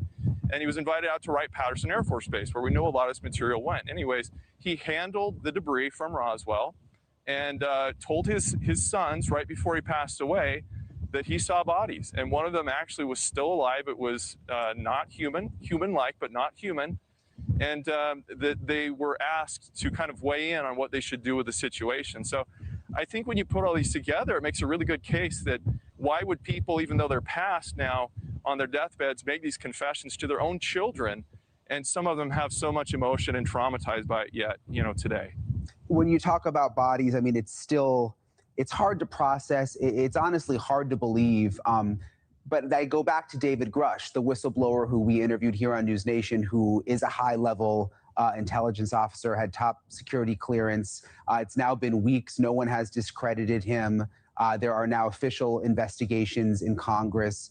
We had Senator Rubio just a few nights ago saying that other whistleblowers with firsthand knowledge of these kinds of incidents have come forward. I'm curious, Don, because you've been doing this a long time. Do you think this is a moment that we're in? I mean, do you think that we're actually going to start to get real concrete information from the government about this stuff? My biggest regret when we worked with the late Congressman Stephen Schiff of New Mexico back in the early to mid 90s, when a good many of the first 10 witnesses were still with us here at Roswell. And we couldn't get Washington to pay any attention. And how unfortunate that all those witnesses are now long gone. And so we missed a golden opportunity, because Roswell is the one case, not only being the granddaddy of them all, the fact that it's beyond just a sighting or gun camera footage or a landing where it's something very fleeting. With Roswell, it's clearly a case of show us the bodies. And these witnesses are gone. So we're having to rely on the very arbiters of the cover-up, and that being the Pentagon, to now roll over and say, well, now we're going to finally cooperate, when they have been the ones that have been running out the clock, stalling for time all these decades. And I can't emphasize enough, we need to keep in mind that the Pentagon is up to 4 official explanations regarding Roswell. 4. I mean, none of us could get away with that in any other circumstances. But here, once again, the government, well, what do we expect? But we have to focus on where all the eyewitnesses have taken us. And they have taken us to that very first explanation. And that was that this was the recovery of an actual flying saucer. Ben, you know, the festival is this weekend. A lot of it seems like fun and games, and there's the funny cartoons and people dress up and all that, and they have fun with it. I mean, do you think that that confuses people, because it sort of makes it into a game, when at the same time, you know, we hear from Don and now we hear from the whistleblower and even Marco Rubio and other lawmakers who are trying to take this matter seriously. Do you think the festival in any way sort of gets in the way of that? It's kind of a double-edged sword, to be honest, Brian. It's because without that, there may not be an interest at all for people to come and. Have a good night, Gianna. My apologies if this wasn't really entertaining. My wish is that it would be, but get some sleep. I know you gotta get up early, and thank you for joining us tonight. We appreciate you very much. To pick up a book and actually read about it. But at the same time, the legitimate research, I find that, especially, you know, the generations today, they browse or graze information. They don't really dive into it. And that is frustrating because, like I said, what introduced me to it was reading a book and reading the actual witness testimonies. And if you put that together, I think it's overwhelming for people to just say it was something prosaic. So I embrace both of it. I like having fun, you know, the costumes and everything, but I think you're seeing that tone sort of change, especially with the media now and the little jokes and the jabs about little green, you know, men and things like that. A lot of that might be psychologically based on fear, you know, and that we just are uncomfortable. And now that this is starting to come to light, how do we deal with this, you know, what I call a global reality compromising moment? You know, we might start seeing some things in people's lives have to change. And how do you deal with that? So it's a long conversation, but I think it's necessary because humor, you know, can help us get through that. Yeah, it certainly seems like we're entering a more sort of serious time and serious phase of all of this. Ben and Don, thank you so much for. And that is still ongoing as we speak. They're still doing this stuff.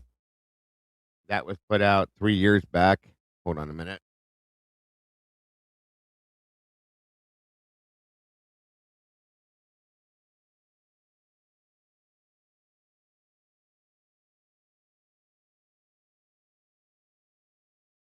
Just 1 minute, guys.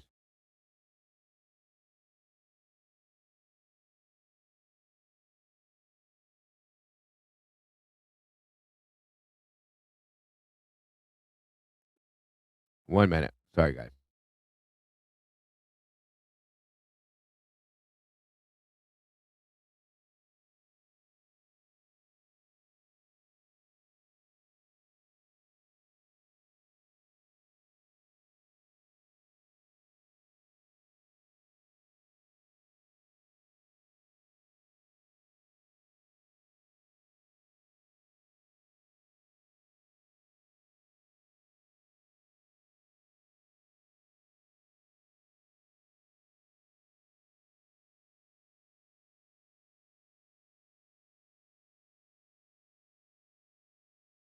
Okay, so I'm going to show you guys some interviews and some discussion about some Area 51 whistleblowers, okay, that had come forward. Hi, Robert. Good to see you, brother. Um, to hear a little bit about what goes on and what did go on inside Area 51 and some stuff like that. To explain it a little bit more, Tomboy, hi, and welcome. Um, 1 minute here.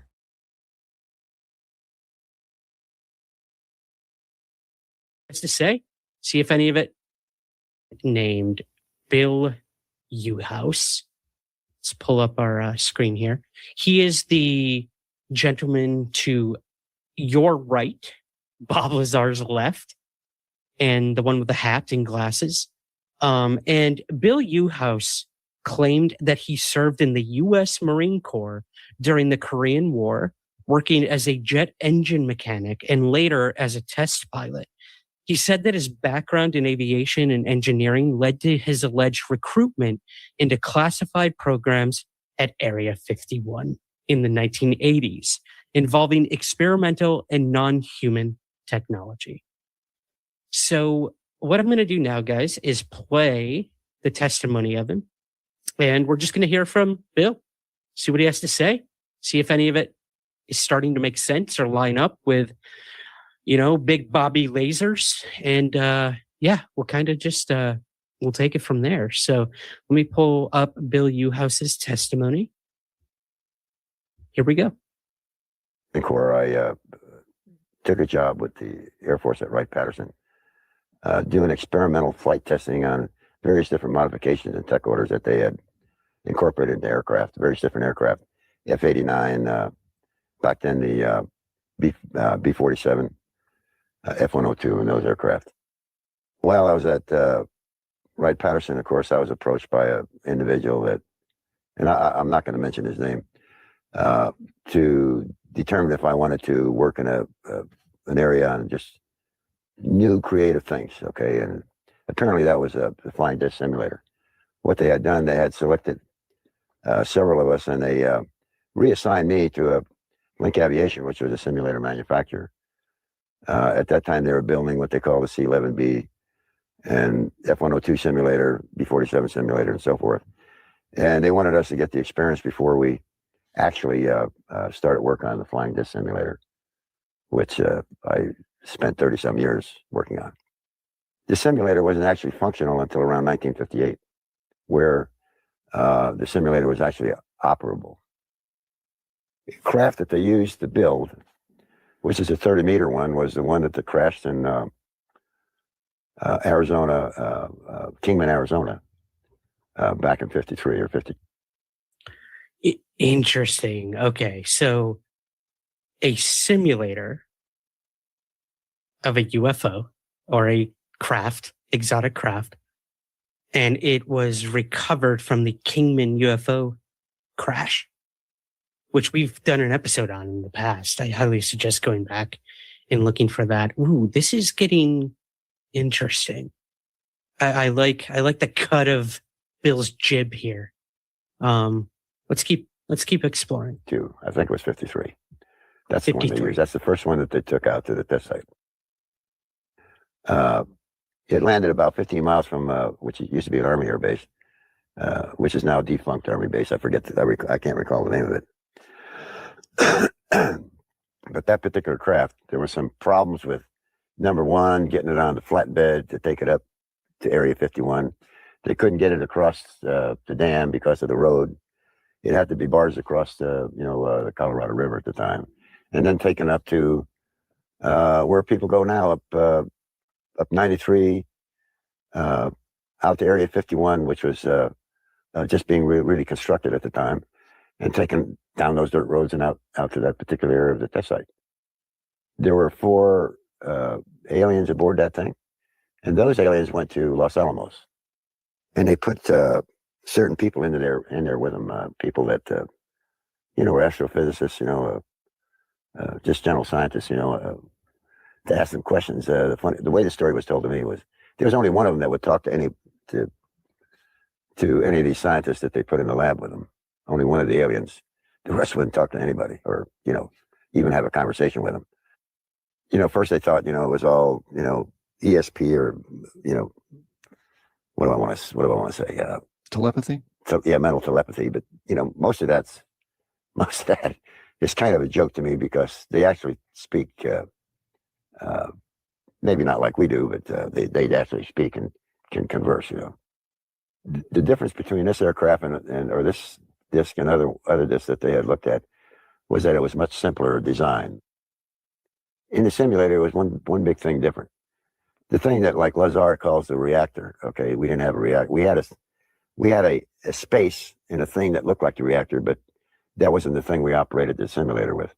We operated with 6 large capacitors that were charged with 1 million volts each. Say there were 6 million volts in those capacitors. They're largest capacitors ever built.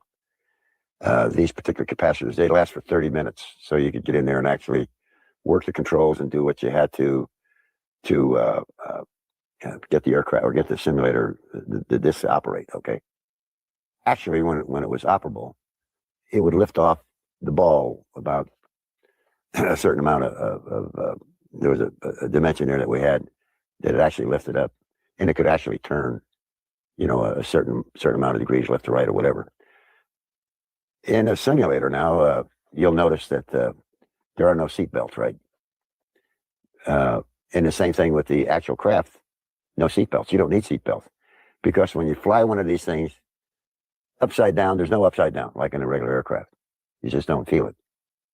You have your own gravitational field right inside. Okay. So a few things. You have your own gravitational field inside this simulator. Now, these are things that Bob Lazar would eventually mention as well in terms of the sort of anti-gravitic nature of what they were doing and the propulsion system in which he was supposed to be reverse engineering and trying to understand. This is so, it's interesting to hear him refer to Bob Lazar. Is that just because Bob Lazar was out there talking and this guy was like, okay, how could I kind of concoct a little story around what he was saying? But again, every one of the individuals you're going to hear from tonight, it's fascinating because they each seem to be a piece of the puzzle. None of them are claiming to have worked together, which makes sense because Bob Lazar would even say, I didn't even know what the guy next to me was doing or in that room over there. It was so compartmentalized that like the scientists could not speak to the other scientists, which made no sense. No sense. Like science is a shared cooperative thing, collaborative thing. Why would you not be talking to one another? It's just like this whole world of black budgets and top secret majestic, level, whatever. It's just crazy. It's crazy. So, Bob Lazar was working on actually trying to crack the propulsion of these craft. This guy, Bill Uhouse, is claiming that he was working in a simulation of sorts of a craft using the propulsion that these other scientists were allegedly trying to understand and display. So it's interesting. I don't really believe Adair Historias to Indiana. We'll get there. We'll get there for sure. Screen. But let's continue with Bill Uhouse. So if you're flying upside down, you're right side up. There weren't any windows. The only place we had any visibility at all, and it was done with cameras or video type things at that time, was in the turret section. It takes a lot of time because of the area and the smallness of it. Just to raise your hand, it becomes complicated. You have to be trained with your mind, to accept what you're going to actually feel. So there's some perceptual distortion. There's a lot of distortion. Yeah. Seeing, just moving about. After a while, after you get used to it and all, and you do it, it's simple. You you got to know where everything is, you know, and you got to understand what's going to happen to your body. It's no different than, you know, accepting the G-forces, you know, when you're flying a aircraft or coming out of a dive, you know, and that kind of thing. It's a whole new ballgame. Did our flight crews ever take one of these discs out into space? You know, I don't know that. I don't really know that. I'm sure they have. I'm saying it probably took a while to train enough of the people or sufficient time. The whole big problem with this, with the disc, is that it's so exacting in its design and so forth, and it can't be used, say, with it can't be used as a like we use aircraft today with dropping bombs and you know, having machine guns, you know, and wings and that kind of stuff. The design is so exacting that you can't add anything. You can't. It's got to be just right. There's a big problem in the design of where things are put. Say, you know, where the center of the aircraft is and that type of thing. Even was a fusion containment engine. So once the engine was and the rocket was completed, we obviously couldn't launch it where I was launching smaller rockets, which were out in cow fields in Ohio. So we had to go to White Sands, New Mexico, and that was arranged by the congressman and a consultant at the time who was a retired general named Curtis LeMay. And Curtis LeMay made the arrangements from Wright-Patterson Air Force Base in Dayton, Ohio. We rode down to White Sands on a C-141 Starlifter, and when my rocket and myself got there, we started prepping it for a launch. At the time that we launched, which was June 20th, 1971, a plane flew in the same day we did, and out stepped these men in black suits with mirror sunglasses, and they're DOD agents. And so DOD was interested in the operation, and they were alerted to it by the Air Force and probably the Congress and whoever else was funding the program. Among those men, there were some NASA officials there that I recognized.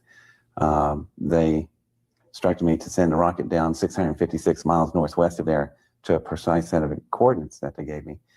And I asked them, why are we landing in a dry lake bed in Nevada? And they said, just drop it there. And I said, I can do that. So we fired the rocket, and it was a really success as far as engines go. It was extremely fast. It was so fast you couldn't even see it leave. It's like, you ever try to watch a rifle bullet leave a barrel? That's how fast this engine was. So we landed we were exactly where they wanted it. Then we had to get on a DC-9 from White Sands and leave for the dry lake bed, which is called Groom Lake in Nevada. And I was asking them, do y'all notice that these wheels on your plane, they're rubber tires and landing gears, we're going to bore more up to our belly in the dirt out there. So they said, don't worry about it. So we got on the plane, and when we got there, they were right. There were twin 10,000-foot runways there and hangars and a 42,000-acre Air Force base called Groom Lake, and it wasn't on any of the maps I was working with.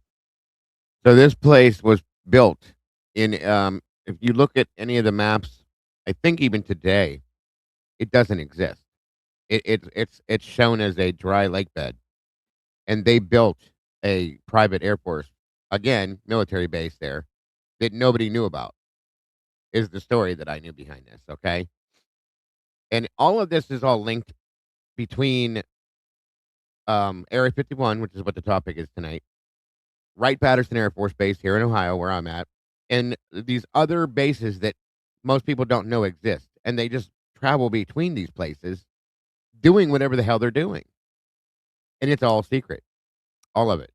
If for those of you that are still interested in this, I'm sure this has bored some of you to death, and I'm sorry.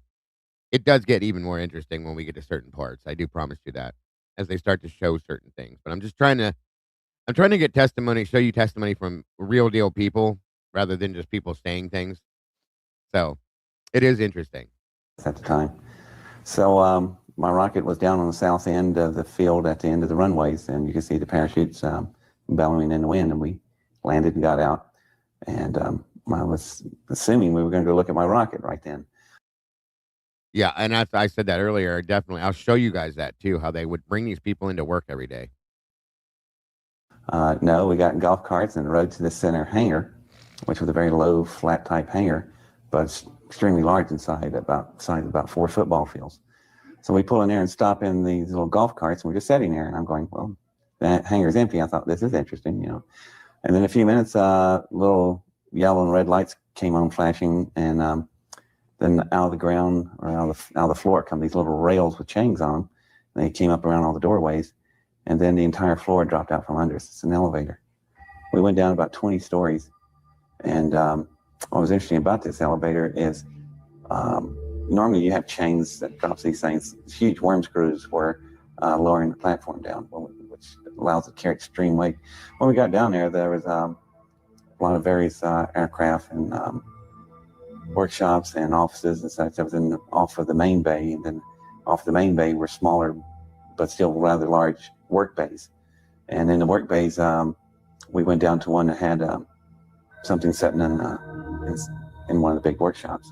So we went and they opened the doors, we went inside, and the room was lit up like if you ever seen a car sitting in a paint booth. You have horizontal lights running the whole length of the room, and they arc like a rainbow all the way over. The reason being, like in a paint booth, it casts no shadows. So if you're spraying a car, if you see a run and your shadow's hiding it, you'll put a run in the car. So this was the same reason. It's a good laboratory to do it that way. That means that it's casting no shadows, so whatever you're working on, you can see it without being interfering with the light. And that was the first thing that's different about the room. They pulled the big covers off this thing, and it was interesting. It's an engine about the size of a school bus. And this engine is a pretty much a much larger version of the thing I built. It's also an electric magnetic fusion containment engine, but it is sophisticated and it is powerful. I would have to compare mine to it. Would be like I had a Model A and this thing was a Ferrari. I mean, it's just tremendous, powerful difference, but we both were of the same engine breed. And this one had been damaged right in the center of the core. In the type of configurations we build, we have dual particle accelerators that cause the fusion reaction. Right in the center of these accelerators is an area that I call the eye of the hurricane. And it's like an infinity pattern, figure 8, right in the center. It's quiet there on a matter of conversion area. So then this particular engine was a hole there about 4 feet in diameter. And that was the first thing I noticed. They asked me to look at it and describe to them how I thought the thing functioned. And I asked them, how come I'm telling you about your engine? And they said that the engine was recovered in a project they was working with, and they wasn't sure how everything functioned on it. And personnel that were available to work on that was not available anymore. And they said if I could just help them out a little bit. Well, being 17 years old at the time, they thought I didn't pick up on too many adult innuendos, but I guess I was born old. I knew exactly what they were doing. So I said, fine, yeah, I'll be glad to help my country, Yeah. So we played along, and I asked them, can I walk up to it? And they said, sure. As a matter of fact, you can climb on it if you want. So I got up to the engine, and then something really unusual about the engine, other than the design, the alloys itself, just the sheen and color, looked like iridescent color, like when you hold a CD disc to the sun and you see the rainbow. Imagine those kind of colors covering this entire engine, glowing like that. Really pretty. The color of the engine was unlike. This guy is so charming, which could be a problem. So I back away from it. The shadow dissipates. When I walk back up, it's back on. And so when I put my hands on the engine to pull myself up on it, that's where it's interesting, because the alloys in some places were so thin, it was translucent. You could see through it like a sheet of amber. So when I laid my hands on it, this really interesting swirl pattern would come off wherever my skin was touching, and they would swirl out through the metal, going out through the alloy. And I didn't know of any metal that could do that. So I thought, wow, this thing's heat sensitive. It's picking up my body heat waves like that. So when I crawled, and they were really neat looking, smooth type wave flows coming off my hands. So I pulled myself up on the engine and started walking over it. And it was huge. It was radically different than mine because it was just so much of a different design. And the way they ran the fusion flows and the way you would run fuel in a fuel line of an engine, this thing was totally different. There was no wiring. Now, my engine was covered with miles of wiring, so I could get all the firing orders right for the cyclotron, the particle accelerators. Did you immediately know that it was alien at that time? I suspected when I put my hands on it, it felt so different. It felt like a frog belly. Or, I don't know if people play frog belly, but I did. It looked wet, but it wasn't wet. It's just so slick looking, but it wasn't slick. And it was just amazing, but also had such a texture. And as soon as you touched it, it was cold in the air-conditioned well in the facility, but the minute you touched the metal, it became your temperature instantly. I don't know of any alloys that can do that. So I started going, oh, this may not be from around here. So I'm walking down the engine and I go up to where the main core cells are in the particle accelerators. There's a hole blown out there and I step down into it, just get a better look. Now at this point of view, I'm down in a hole in the engine and the walls are real smooth. They're so smooth, the blast, these temperatures like that engine of mine, they run at 100 million degrees centigrade. You work with plasma physics. So when the field dropped down, this engine's metals were exposed to that kind of temperature, vaporized. But as soon as it vaporized at that particular point, fail-safe, it shut the engine off. All this probably occurred in a nanosecond, a billionth of a second. So the blast only irradiated out to about 4 feet in diameter and stopped.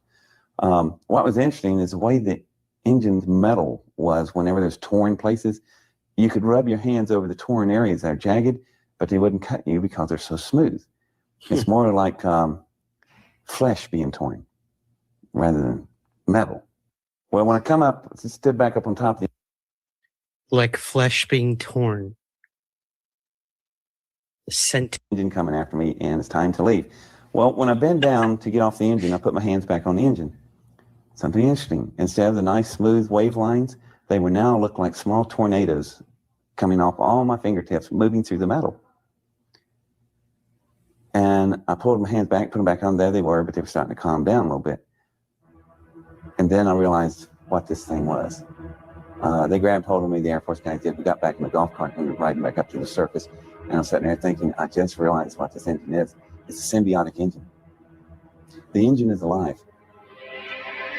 It is an engine that's capable. The reason it couldn't figure out the firing order is that the tubing that was cascading all over its body looked like the same pattern you would have from a brainstem of a neurosynaptic ordering firing order.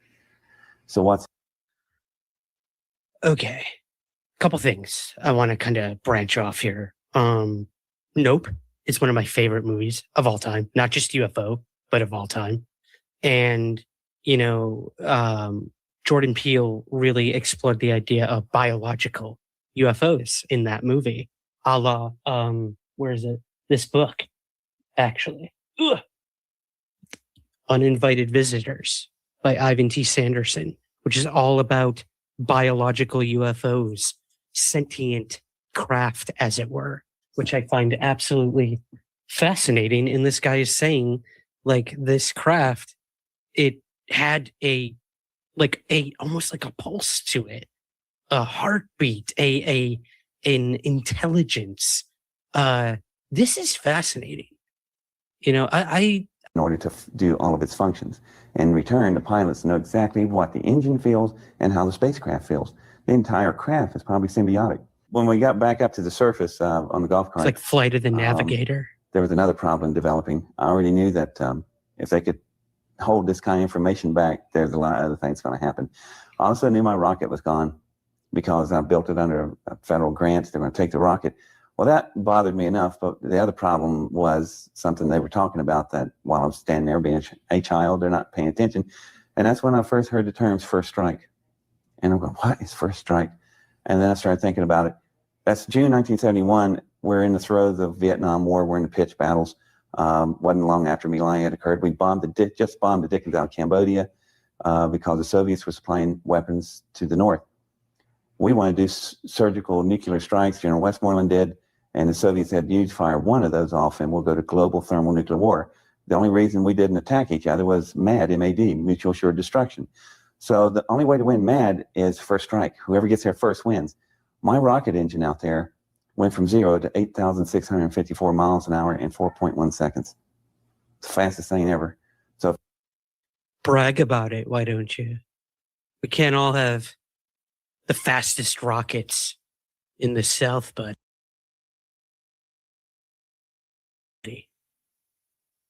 if you take that type of engine containment system and put it on nuclear warheads and put them on a Soviet. By the way, this interview came out 3 months ago. On your own subs, park it off Siberia, the Soviets would never see but flashes of light, and that's it. They wouldn't even have time to move out of their chairs. No retaliation. So if you take out the Soviet Union, you wouldn't destroy the whole country. You would take out all the key military sites and the major cities, and they surrender. But if you do that, you'll have to hit another country same day called China. They have nuclear weapons, and they're not going to stand there and watch us take out the other superpower.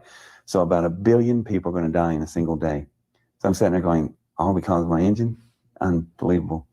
So I scooped up a hand of full of graphite grease off of the hangar door there, the wheels, and started crying. And I said, I want to see my rocket. So they thought, just a kid, take him out to see his rocket. I want to see what it at least looked like. So when I went out there with the 2 sergeants on the golf cart, we got out there. I walked over to it and opened the hatch, opened the particle accelerators, put the graphite grease, just smeared it on the doors inside and closed it.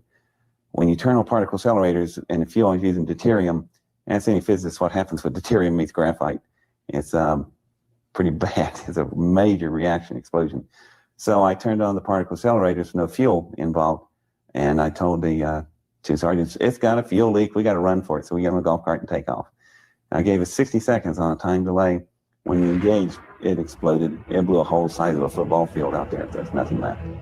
Now they have no rocket. Now they have nothing to work with, but they got this kid. So I was told I'm going nowhere for the rest of my life. And it was scary. And they threw me in a room, kept me there for about 10 hours.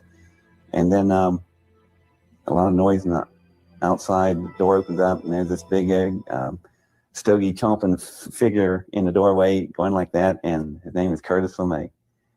So he came there and got me and took me all the way back home to Wright-Patterson, and he took me back home to my parents. He told me that they're not going to be through with you. They'll deal with you again.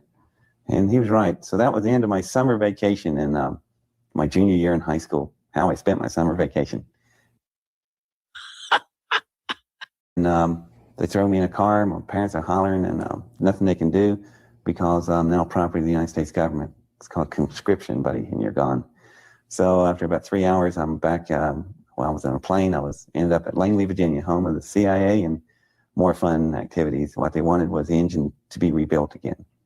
And we had to work out some compromises. I ended up spending 10 years in the Navy. I never did build the engine again. That was the last thing Curtis LeMay told me to do. To never build another rocket as long as you live. You might make it out of here. And he was right. So instead, I agreed to build jet engines. So I was a jet engine designer and technician in the Navy, and worked on the Tomcat and the E-2C Hawkeyes and other various aircrafts. And so it became an interesting career. After 10 years, I had enough of that, opened up a private consulting business, and I've been doing space technology transfer, where we transfer technology from space program to commercial applications. I've been doing that for the last 17 years. When I agreed to testify in Washington, D.C., Dr. Greer told me that he has about 120 witnesses that are hardware contacts. That's really important because there are other contacts that people just see radar images and lights and lock on and such. Well, when we got there, the 12 witnesses he had, they all saw radar images and confirmed some lock on, and they chased them on ground radar, onboard radar and planes, which to me in the mainstream world, that's pretty darn exciting right there. So yeah, we should clarify. He would go on to testify at one of Stephen Greer's early events, these National Press Club events where Greer would bring forward all these military whistleblowers and whatnot. Those were the days when Greer was doing like actual credible. Oh, great. So I start writing all this stuff down. And I hand Steve the paper, and Steve looks at the paper and goes, and like any good lawyer under testimony, he goes, I swear I've never met this man before. And I thought, great. So when I got up, what rattled everything was he had about 12 different emblems, and he remembered them. I hit all 12 emblems. So the way I told the Senate and Congress, I went, how could I do that? Simple. I was standing on top of the engine that piece of metal came from. As a matter of fact, there's about 98 different emblems on this engine. I was born in photographic memory, and I got them all. So if you'd like to see them, here they are. And they're interesting the way they were grouped in clusters, and they were on every single device that was a separate device. And I realized what they were actually. Not some great cosmic messages or anything. They're serial numbers for parts. That's how they figured out where their parts are. They got, just like us, we got to know where all these. After looking at the emblems, some of the emblems repeated themselves. There was one that had a very similar mathematical symbol of pi, but it was a modified symbol of it. And it would show up every time there was a curve rate. Yeah, this guy is a genius. basically. He built a fusion rocket at 17 years old, folks. If you can't tell, he's a little different by the way he talks and stuff. Super, super smart. Like, you can't even imagine. This guy is insanely smart. But yeah, he built a fusion rocket at 17 years old. So that should tell you the whole basis of it and why he ended up working where he did and doing what he did. So, radius. And I'm going, there some of the emblems would be reversed on the other side of the engine when the two parts were the same, left and right. And I'm going, that's all it is. No big, great cosmic message. It's serial numbers, just like we do on jet engines in the Navy. We group out our numbers. And but it would give you the alphabet of their language. So I was able to retain that. But also, I memorized how the engine was built. So let's build another one. Let's build another one to share with people now that it is documented, proven. We have vetted them. They both worked at Nellis at different locations, different areas. That's where the name. he worked at 51, Wright-Patterson, Nellis, many places. Anywhere that you can imagine that this stuff was going on, he was there at one point in time. Area 51 for sure, and Wright-Patterson, Nellis, and like I said, there's 2 or 3 other places. And believe it or not, the way he expressed the military bases that are built underground, there's a lot of those, you guys, that people don't realize exist. You know, I've wondered that too, Mandy. I've wondered because he's like 72 years old now, but genius, truly genius. We're going to move on to another one of these gentlemen here real quick.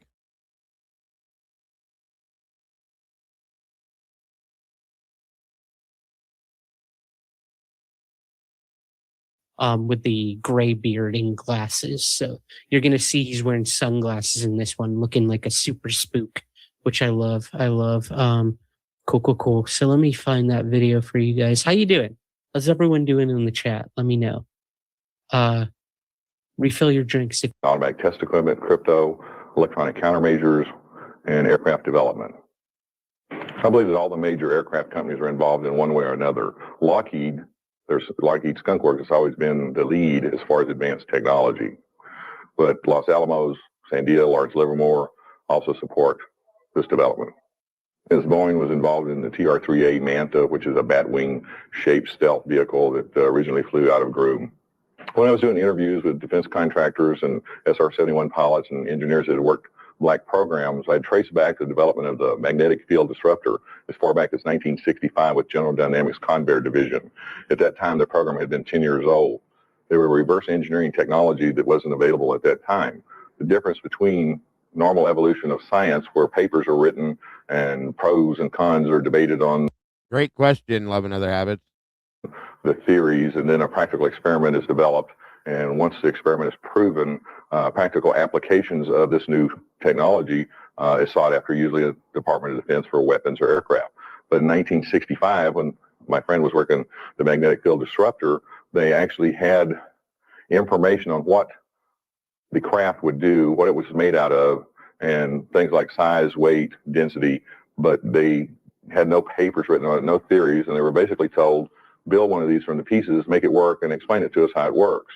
From the magnetic field disruptor, when it was tested finally in the mid-'80s at Papoose, they fired up the accelerator and it didn't do anything.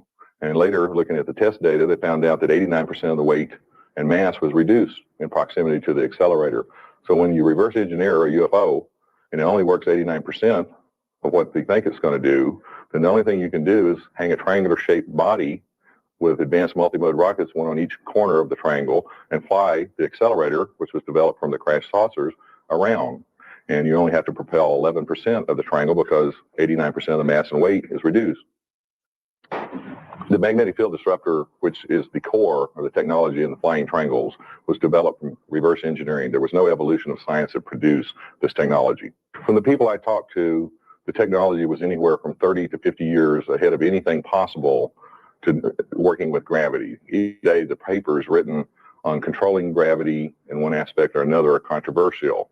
So to have a vehicle that actually can affect gravity by warping it, this is not anti-gravity, but it essentially warps gravity around the accelerator. The technology was being worked on as far back as the mid-50s that I've been able to trace. There was and still are no papers, scientific papers written supporting the theories that allow this technology to work.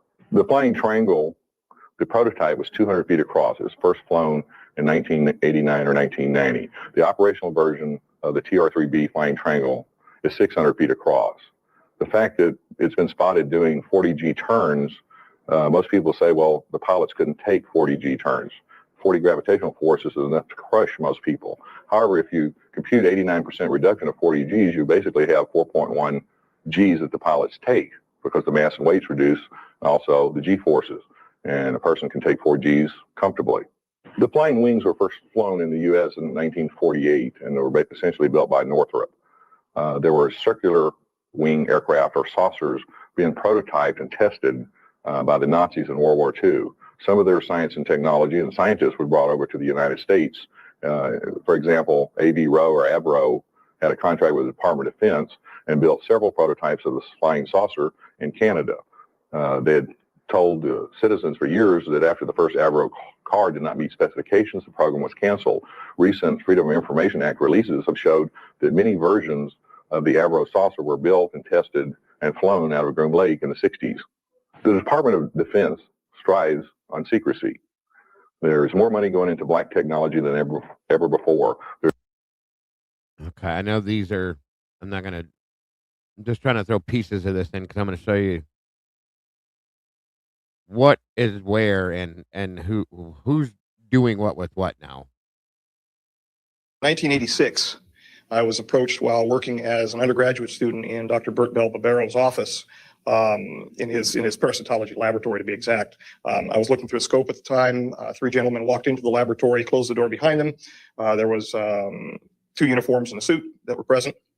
Both of the uniforms I would make as most probably being United States Navy. My memory of that one event's kind of hazy after seeing all of the suits and uniforms and whatnot. We spoke for a while. They asked me if I was. This is Daniel Burrish, who again is a whistleblower that worked out of 51, Wright-Patterson, Ellis, and many other places doing the same stuff. Interested in seeing the world and the like. I told him I, in fact, was. We went through several interview processes, not unlike this, and reviewed my background. I went through several background investigations.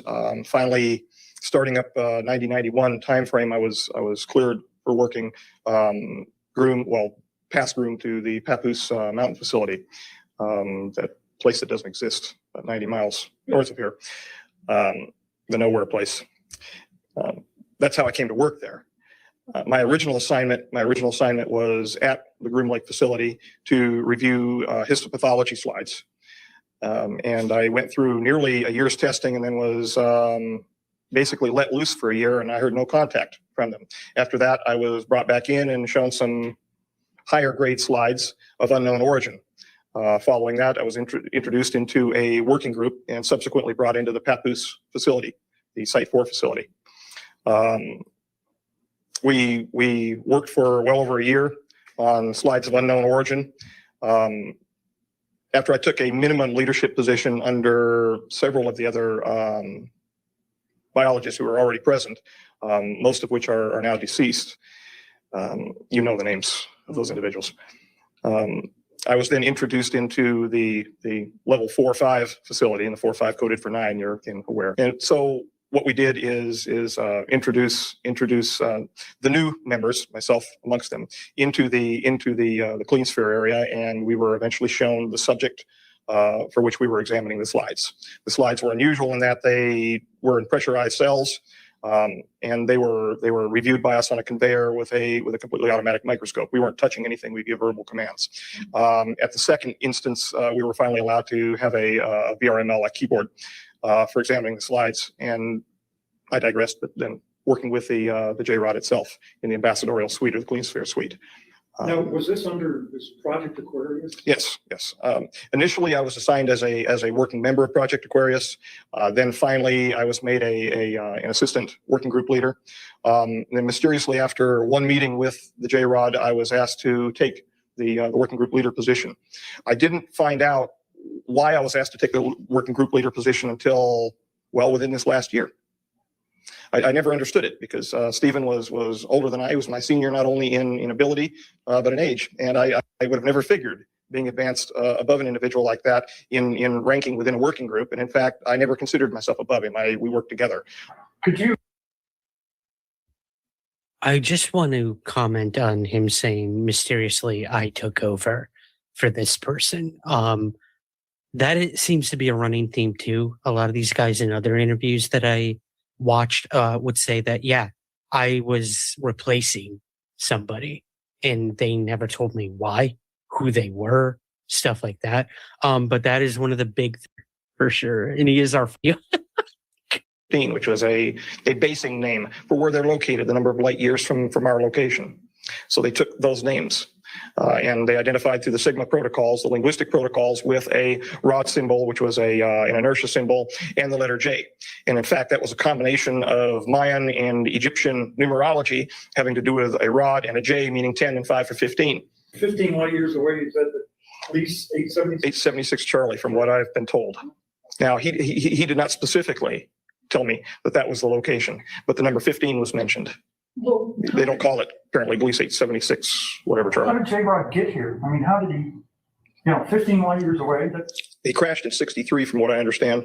Oh, was that right? Outside of Kingman. Okay. Kingman, Arizona. Right.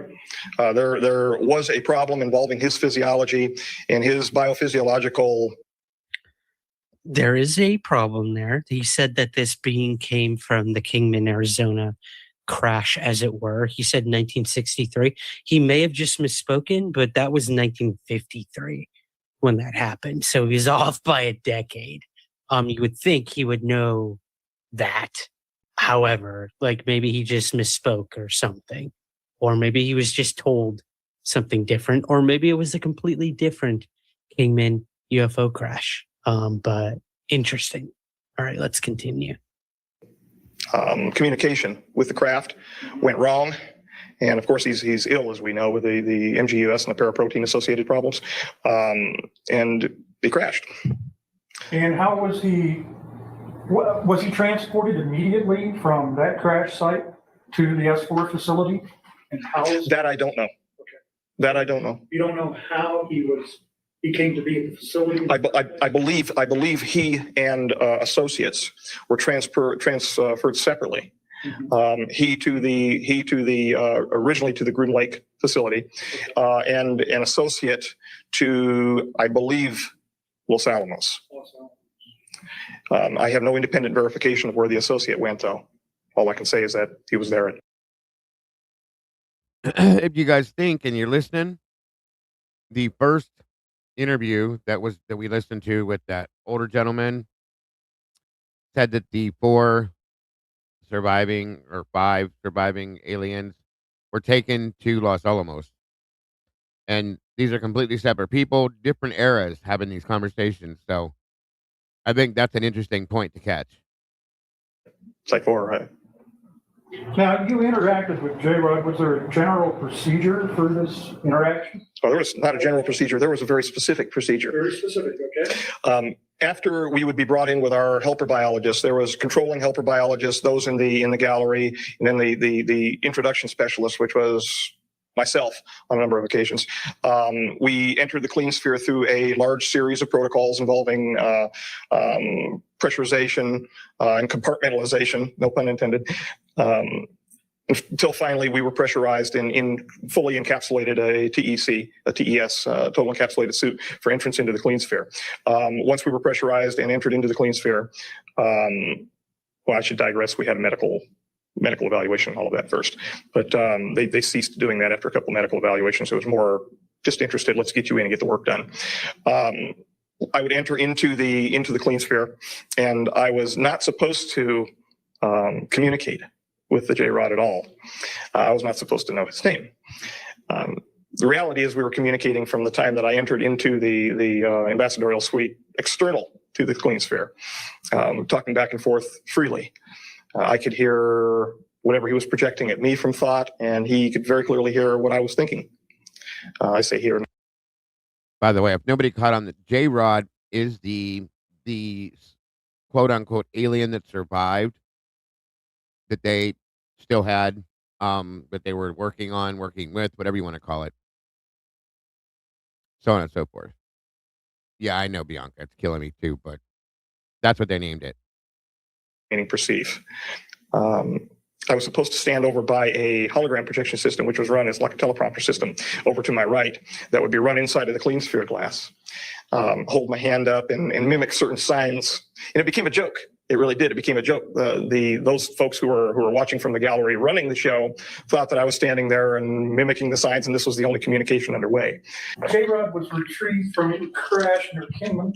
Was he at that time just traveling through space from the staging area, or? Yes. No? Yeah, okay. Yes. He wasn't doing any time travel.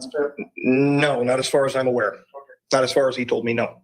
Can you describe J-Rod to us, what he looked like and how he behaved? Yes. The gentleman with which I was associated was approximately 3.5 feet tall.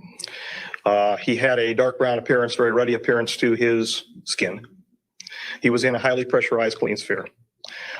He exuded glycoprotein-like material through pores on his skin, which was associated with the neuritis, the neuropathy that we were dealing. Did this have an odor to it? I don't know. Okay. I don't know. I couldn't perceive any odors whatsoever. I was inside my, but I would imagine, but I have no data set to say what it would have smelled like. And in fact, there was nothing I read that indicated whether or not there was an odor. 3.5 feet, large head in comparison to torso. So the ratio of the cranial to the torso area would be larger than in what we would call a modern human being. Large bulbous black eyes. The whites of the eyes had been selected out. So it looked like large people, basically. When you look into his eyes, you feel like you're going to fall into his eyes forever. And how romantic. I think that probably had something to do with the telepathic nature. Large arms, large length. 4 very thin, sinuous fingers, nails. He was hunched over most of the time, could not support himself fully, given muscular atrophy. And that had to do with the peripheral neuropathy by which he was suffering. So he would grunt and move toward me almost in a flopping fashion.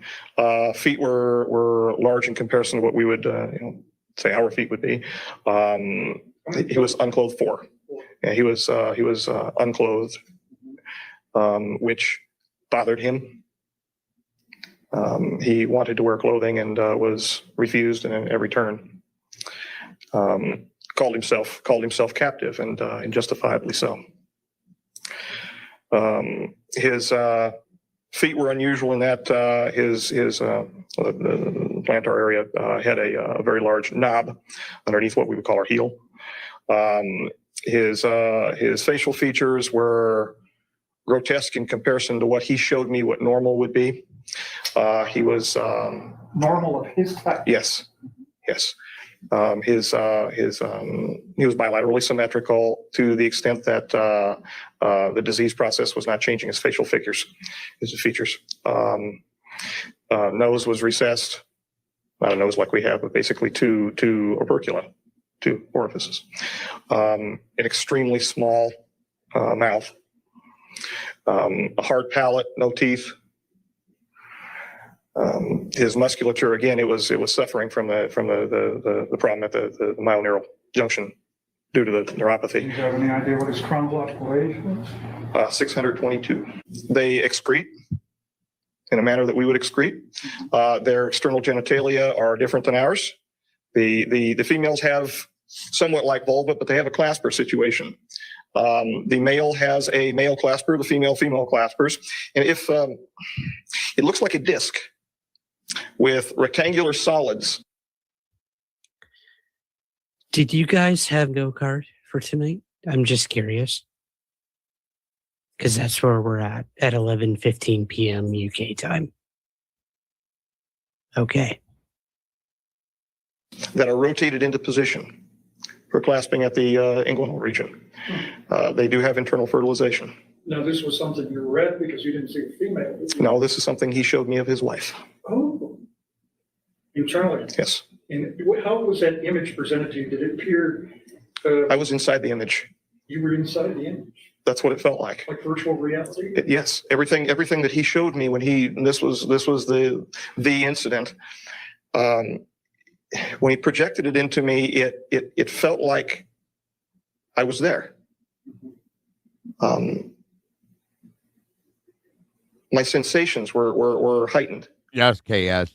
I know that story too. Quite extraordinary. Mm-hmm. Was there a background perceived? Was she in a domicile of some sort? Again, excuse the pun, a gray surrounding, very, very dull drab surrounding, almost like a concrete evacuation center, where you'd have evacuation zones underneath the hotels in case of mass casualties or a mass disaster, where it was a very clinical environment. Huh. So were you impressed that he was kind of depressed about his situation? He was extremely depressed. If we were to term him human, I'm not a psychologist, but I think he would be termed as clinically depressed. He wept, but he didn't weep outside. He wept when he was with me. Well, could you estimate what his level of intellect was? Smarter than me. He was smarter than me by a long range. Did he have a wide range of knowledge? The mathematics that he showed me blew my mind. Was that right? He showed me concurrently not only the equations for the rule of nines, but he also did so diagrammatically, and he did so with three-dimensional, like a VRML system, where I was watching cubes come together. So that if I was not understanding the script, I would understand it as a child learns group theory in mathematics. Highly evolved, highly intellectual, highly repressed emotionally. When I was with him, I felt great happiness to be with him, but I could feel his great sadness, not only because of what he wanted to become, what he knew he was by being present with us, but where he was and how he was being treated. He was not part of the group that has to be catered to involving the T9 treaty that was just signed. He wanted to help. He was willing. When I went in, for God's sakes, I took well over, nearly 300 individualized aspiration samples from his neurological system. He would hold his arm out for me to take them. There was no pain medication. And whenever I would fire the introduction system to remove the sample, it was an aspirative avulsion system, he would cry. And then he would just stand there and look at me. There was a suction. Yes. Yeah. In fact, I would bring the sample after the initial removal from his tissues into the introduction system, and then approve it and move it from there to one of the helper biologists. Usually it was Robert, outside of the clean sphere, and then he would move it from there to be handled under our normal protocols. It was a level 5 past our the BNBL system. He'd just stand there and take it. Can you describe in detail the first time? Let's put an image up of J-Rod. Obviously alleged image and or I'm going to tell you guys something about this one, okay? Dan Burrish, I've watched him before, more than once, okay? He tells the exact same story, the exact same way, every single time, okay?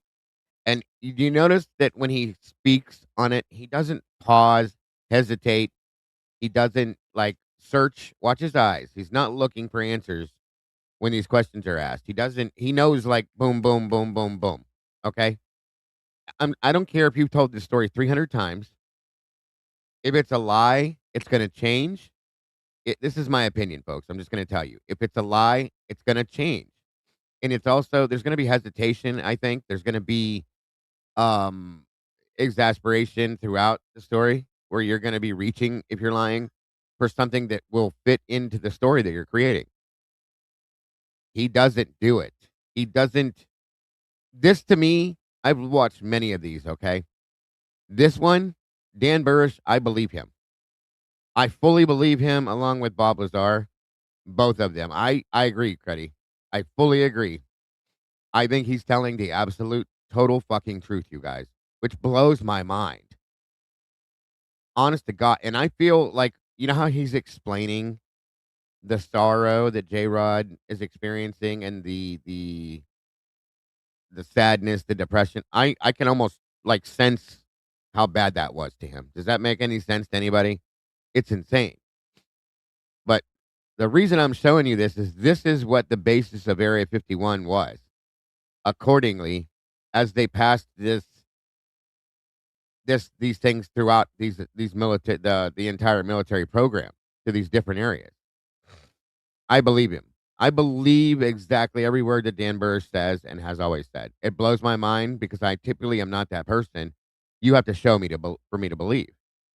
I believe every word he's saying. It's crazy to me because I normally wouldn't. You know what I mean? I just wanted to express that. Composite, but I think it's good to just get an idea of like this alleged being that he was in telepathic communication with and doing tests on. I mean, yeah, that's they speak through telepathy. Yes, this is a created dramatization of what they believe J-Rod, the way he's described everything. This is what they describe J-Rod as looking like, which we've all seen in some aspect. You know what I mean? So pretty prototypical when it comes to an alien gray, big head, no ears, slits for a nose, deep black orbital eyes. This is J-Rod. Apparently, even Bill Uhouse brought it up in our first testimony that the beings that piloted the craft that we only. And I will tell you that not only Dan Burrish, but every depiction I've heard of what J-Rod is exactly the same. Without fail. Exactly the same. So. Only one he knew of that the United States was in possession of alive was this J-Rod. So again, Hall of Mirrors. Interesting. Okay, let's get back to it.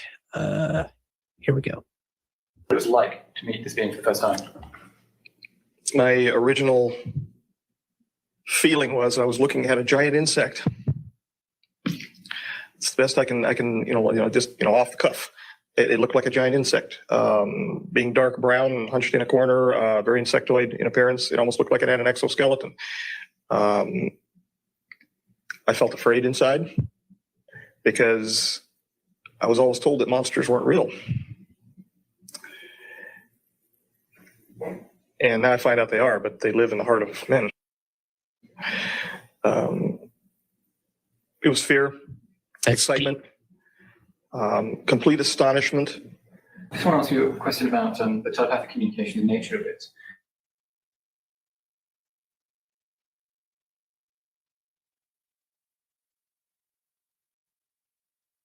Sudden, right in the middle. He showed me concurrently not only the equations for the rule of nines, but vibration samples from his neurological system. He would hold his arm out for me. Okay, yeah, we're much closer to the end. I felt afraid inside. However, the cadence, it was fear, excitement, complete astonishment, somewhere I just want around to ask you a here. question about the telepathic communication in nature. Sorry, guys. What is it actually like to communicate with one of these beings telepathically? And what do you hear something in your head? Do you hear images, see images, or? I can hear my voice. No, you can hear yourself think. So you can hear the bill. Sorry. Okay. Habit looking at the people there. I could hear my voice. However, the cadence, the affect was something that distinguished it other than me. I actually felt non-resident for a moment. It was almost an OBE type feeling. And then I could feel myself pull back and experience the sound. It was physical. It was more real than touching an object. And that's the only real time that I felt anything, more physical than physical. Is there a sort of conveyance of emotion during these communications? 100% emotion. If he was upset, I could feel his pain. It got to the point where, as I was doing the needle introductions, I could feel what he was feeling. So as I would inject the needle under the integument and find my proper location prior to removing the sample, I could feel the needle entering him. How successful were you in assisting this being medically? Temporary assistance, temporary relief of pain, temporary meaning weeks, temporary adjustment of muscle tone, and then flat out nothing. He got worse. The exacerbation, it got out of control again on him. Since then, there have been, and I'm not certain if he's resident there or not now, there has been a progress. We'll just say progress. Okay. There is the story of Dan Burrish and J-Rod. This guy reminds me so much of David Grush Rod video.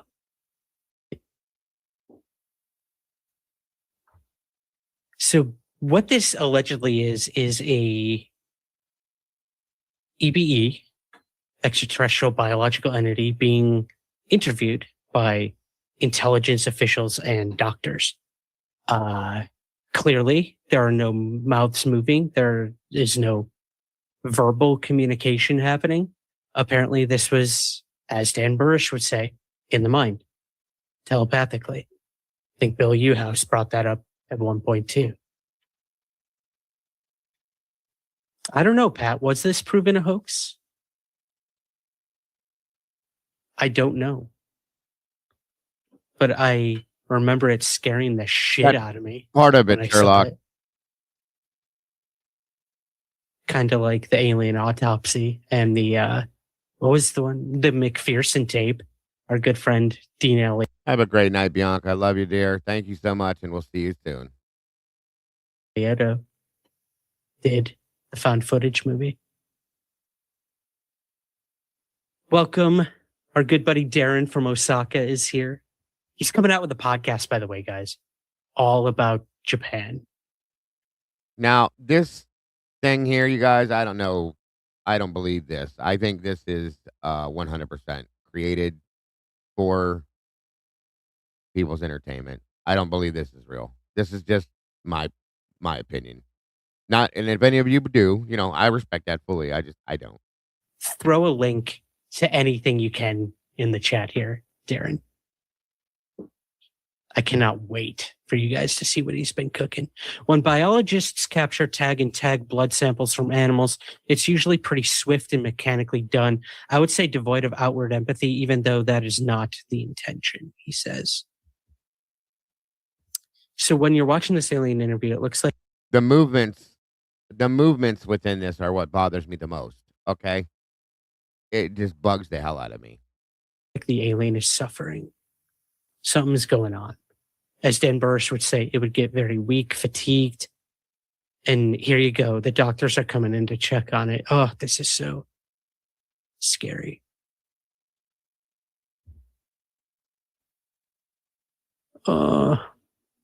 Fake or not, I feel bad for little Victor and or J-Rod there.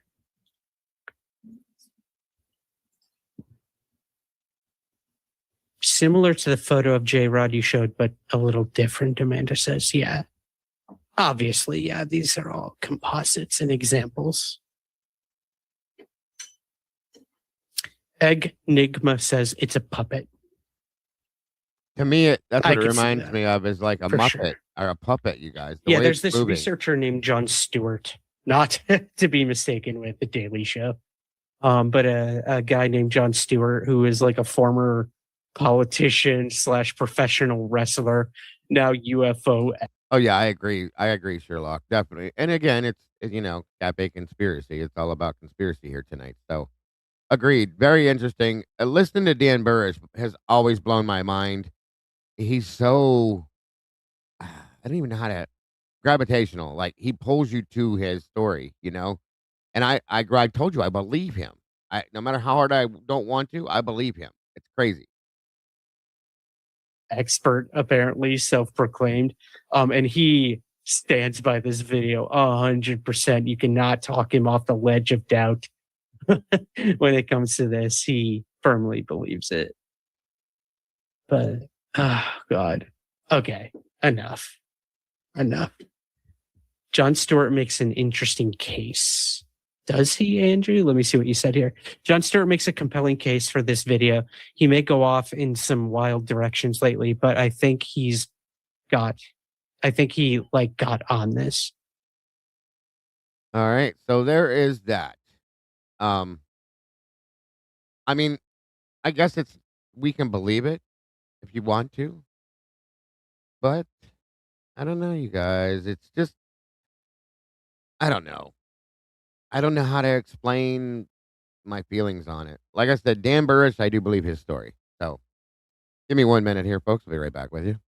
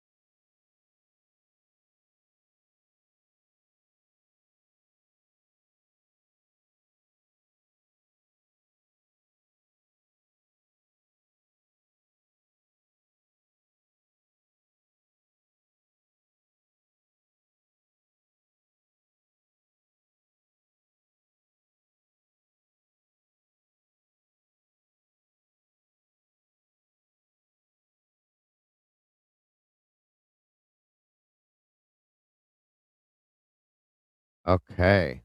Now, moving on. I'm going to give you a little bit more on this stuff real quick.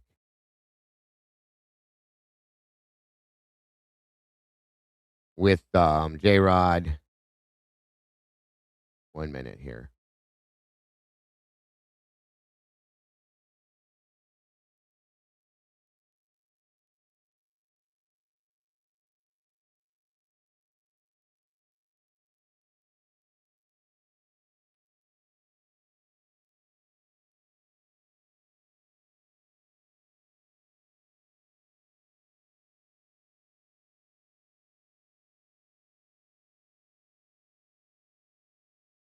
All right. So what I'm gonna give you who, for those of you that are not familiar with who Dan Burris is, why this is so important. I'm gonna give you what he was brought in, like why he was there to start with. It is cruddy, I agree, but it does remind me of that. I'll say that. But remember the problem, the reason the movements of the J-Rod alien is because it had neurological, like, problems. It was hunched over. Because of the story is because of the Earth and in the atmosphere in the Earth, it was lacking things it needed.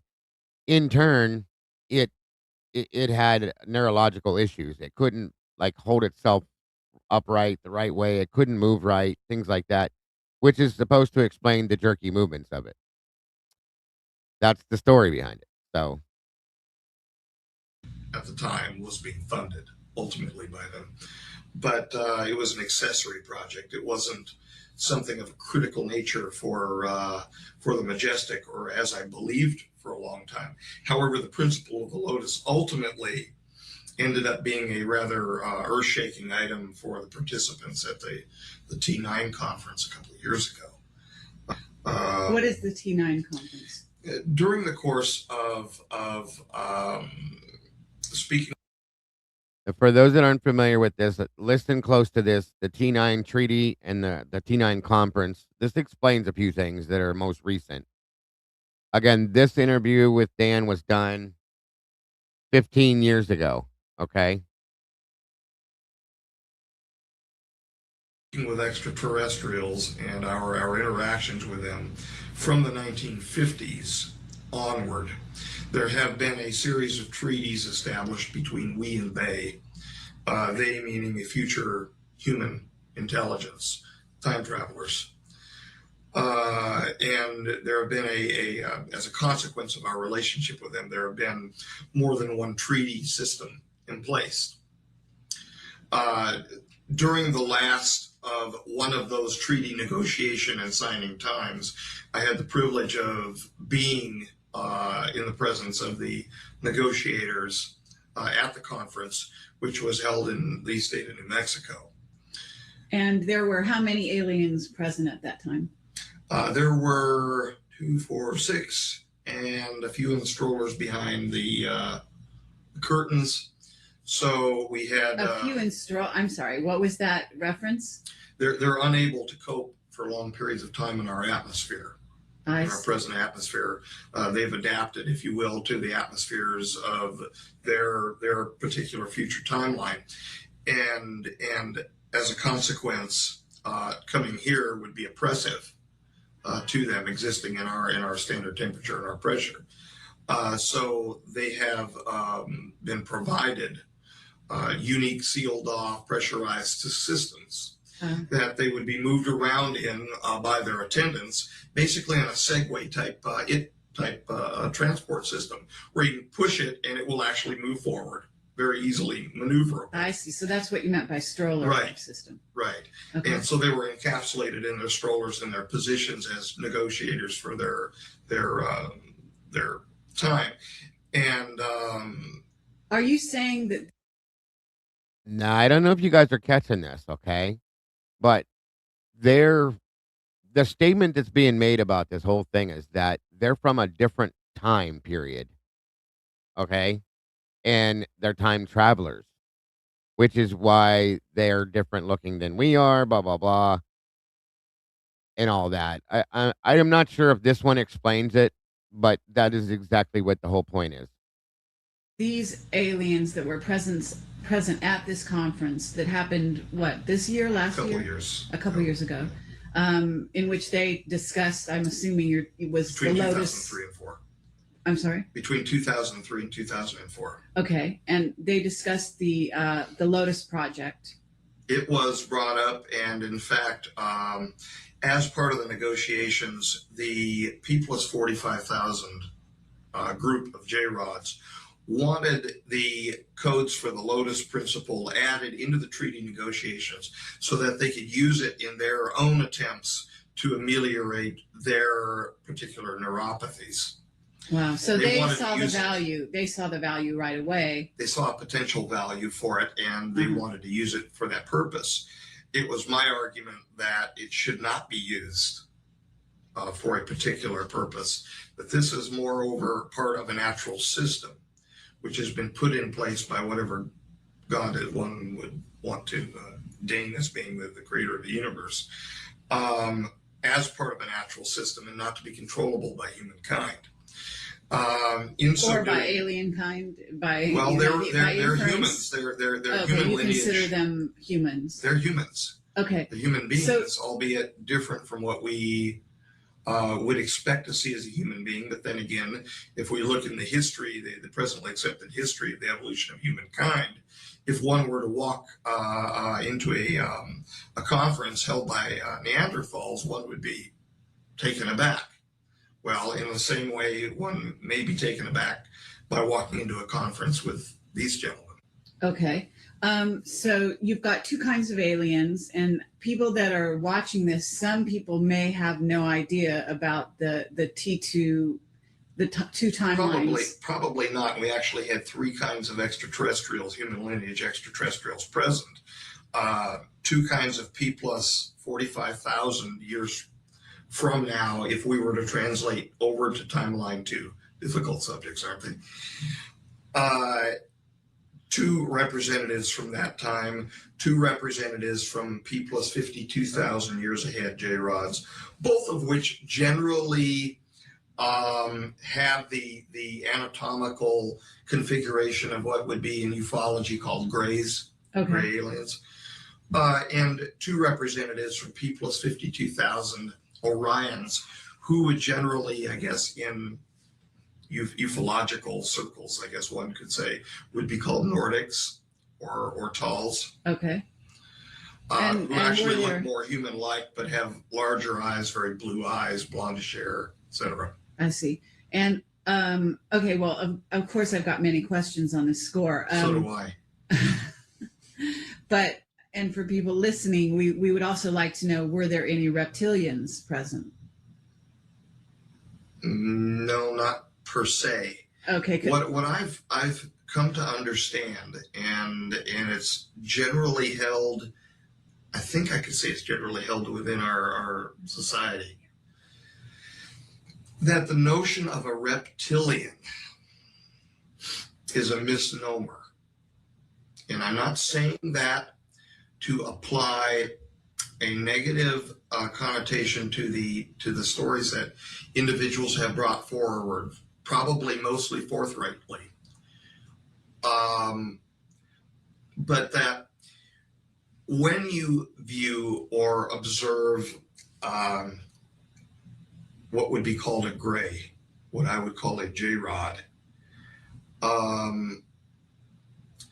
the particular ruddy configuration of their skin, the changes of the sudoriferous glandular structure of their skin, can make them appear during exacerbations of the illness very reptilian in appearance, and also possibly praying mantis type in appearance.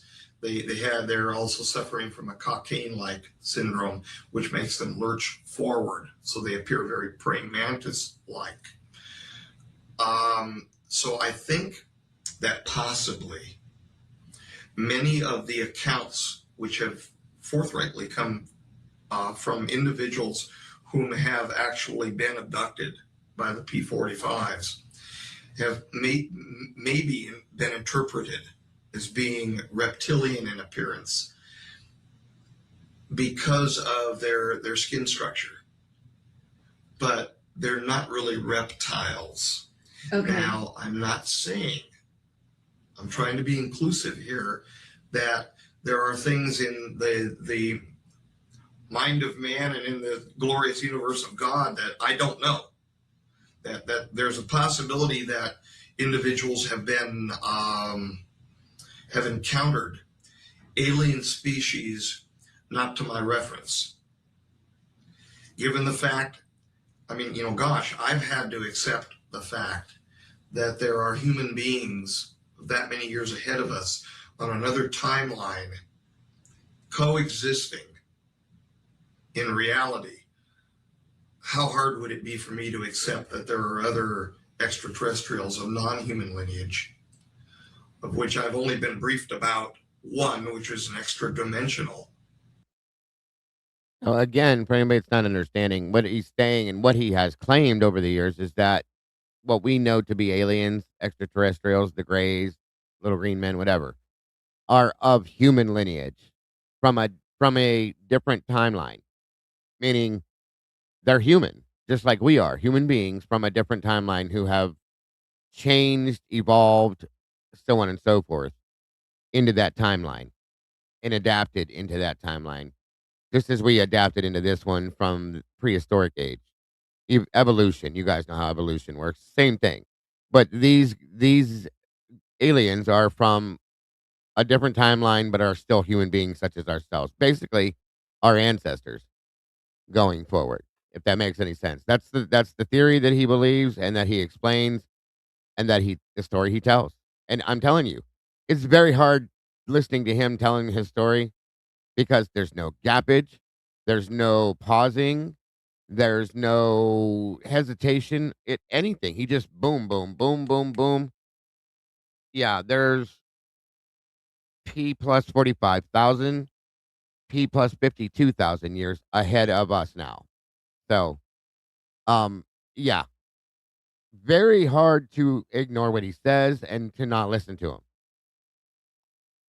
him. Swear to God. So it's not that they're coming from different planets per se. It's not that they're coming from different dimensions or so. They're just coming from a different timeline, 45 to 52,000 years ahead of ours, which is still wild, folks. Species whom have referenced other extraterrestrial species that I know nothing about. Mm-hmm. How hard is it for me to accept that after I've been in the presence of a human lineage extraterrestrial? I don't have a problem with that, but at the same time, I don't have evidence to support it either.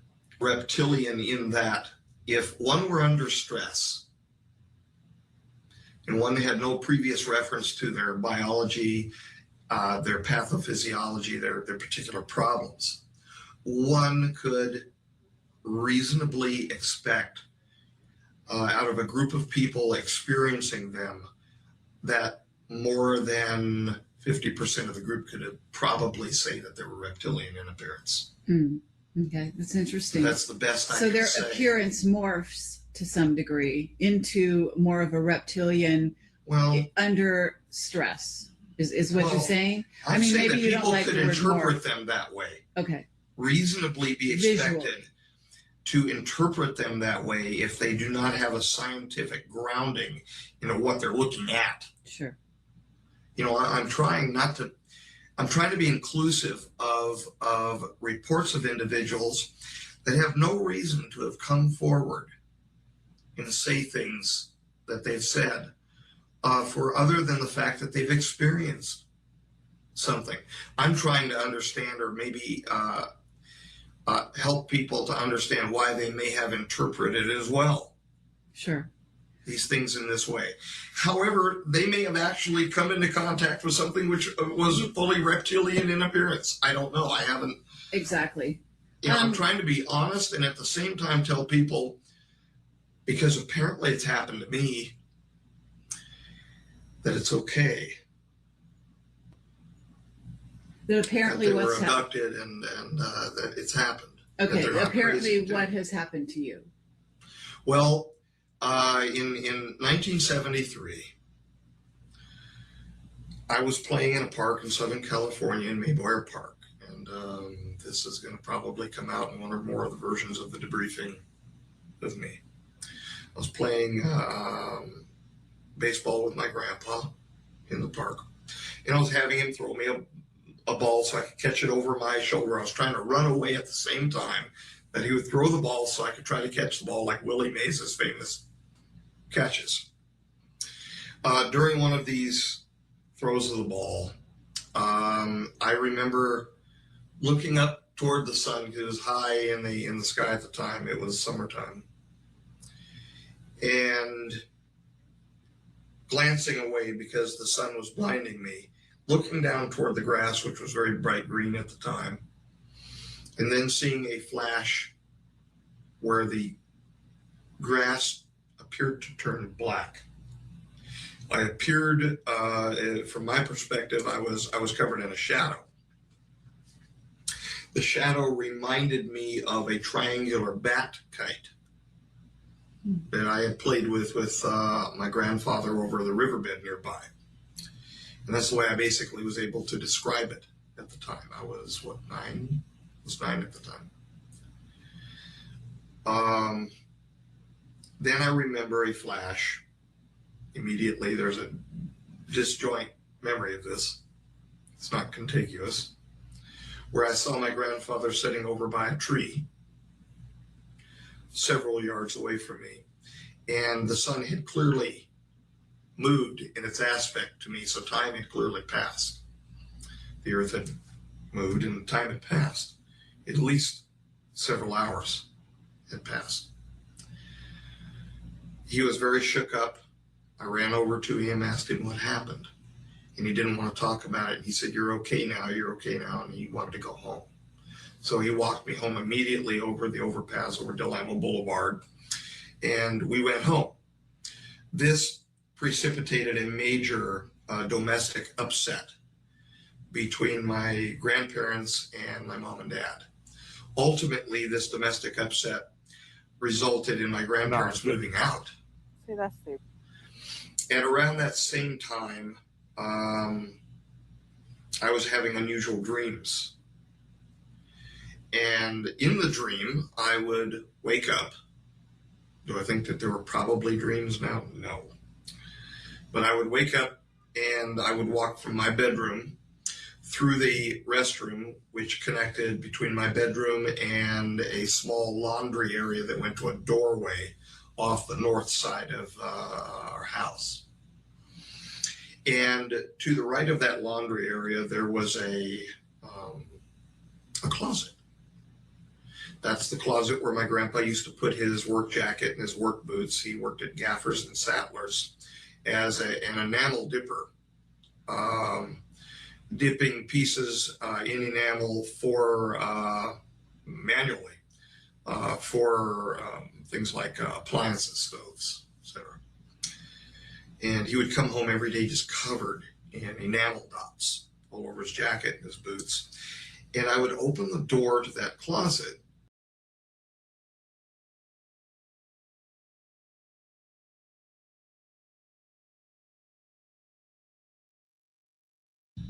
And that's all I can remember from the dream. Mm-hmm.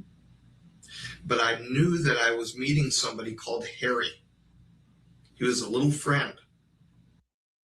No. We're going to actually do shows on the Book of Enoch and stuff like that. KS. So no, don't worry about that. And I know that as knowledge that I met a little friend there, but I have no visual memory of what Harry looked like. It was finally, because I finally told my mom and dad about it, and it was finally rationalized away that because I was still watching Sesame Street at the time, that was Oscar the Grouch. And that's the way my mom put it. She said, you're thinking about Oscar the Grouch because he looks furry and hairy. And from that time on, as the dreams continued, I then remember seeing Oscar the Grouch in my dream, but not in the closet, in the restroom, or, past the restroom.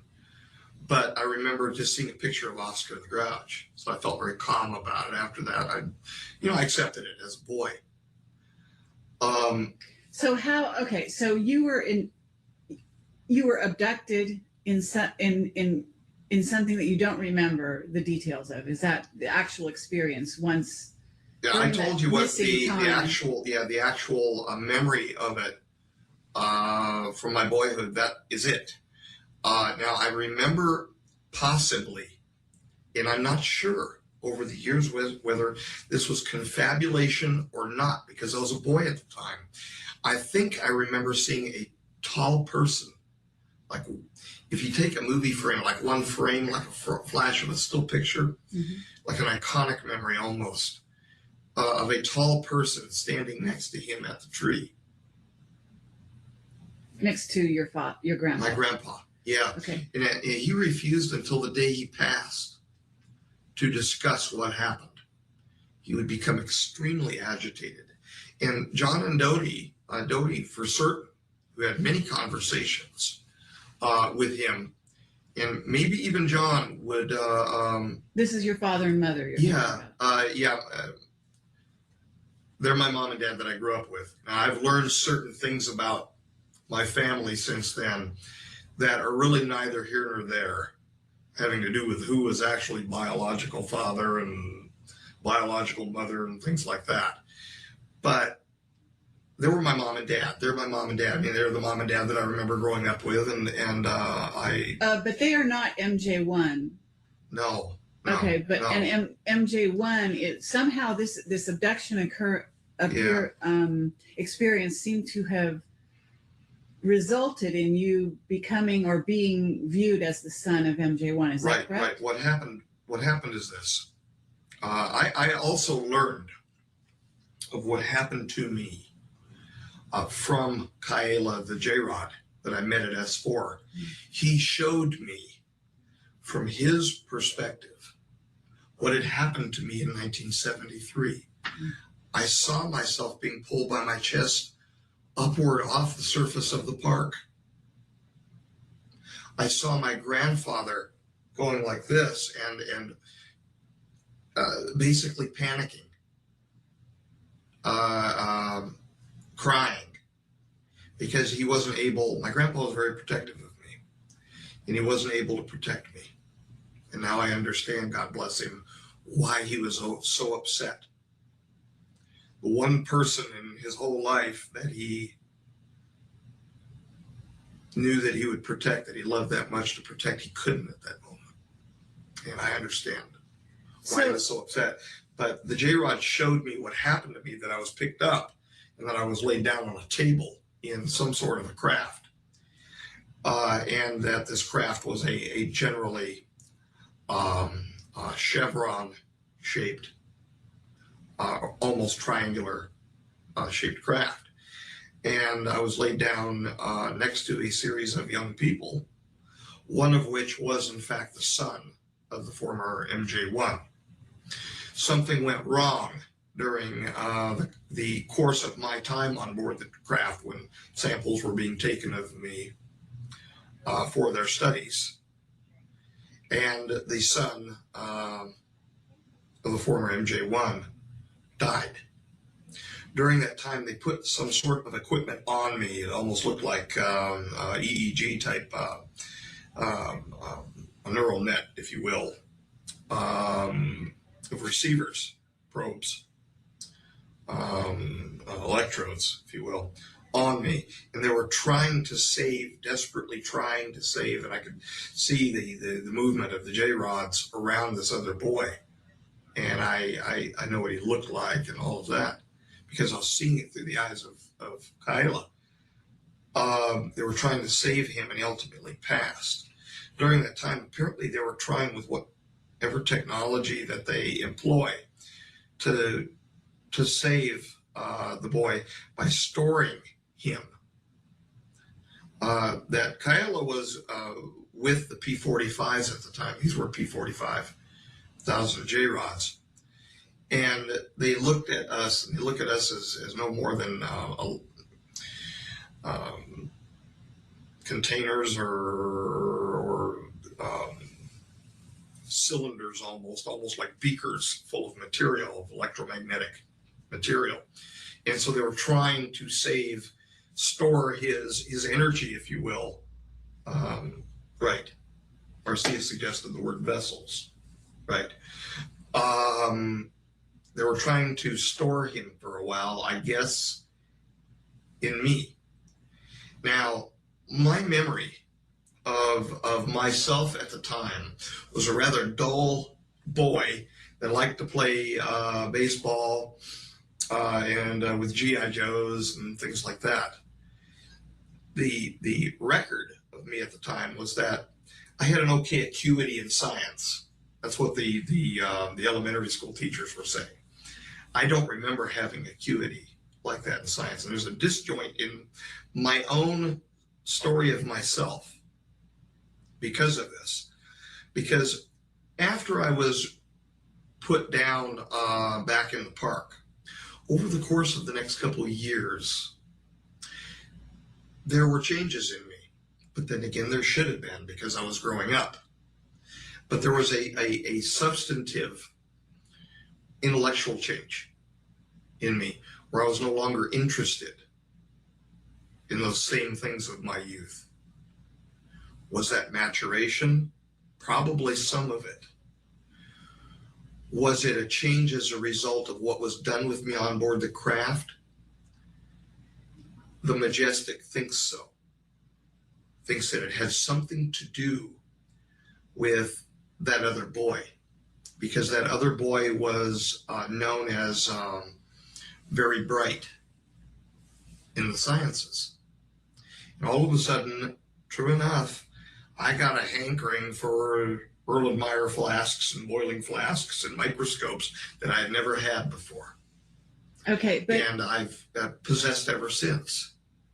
On some level, the MJ1's son that was on the craft next to you that possibly you received a soul transfer from, is the MJ group had to be cognizant of what was going on. In other words, they knew that had happened. And they knew during the time. He's admitted to me that they knew that had happened at the time. But in other words, was this, so you were chosen in a sense? I believe that I was, the only evidence, I don't know. Sure. I don't know. The evidence that I have was that I was, from hearing about the sampling program, was that I was picked up as a random population sample.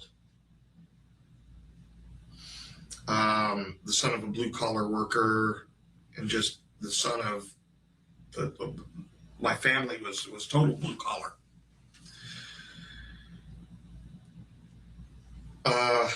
But there are a lot of coincidences that suggest that people were moved into a place to later teach me that happened before 1973.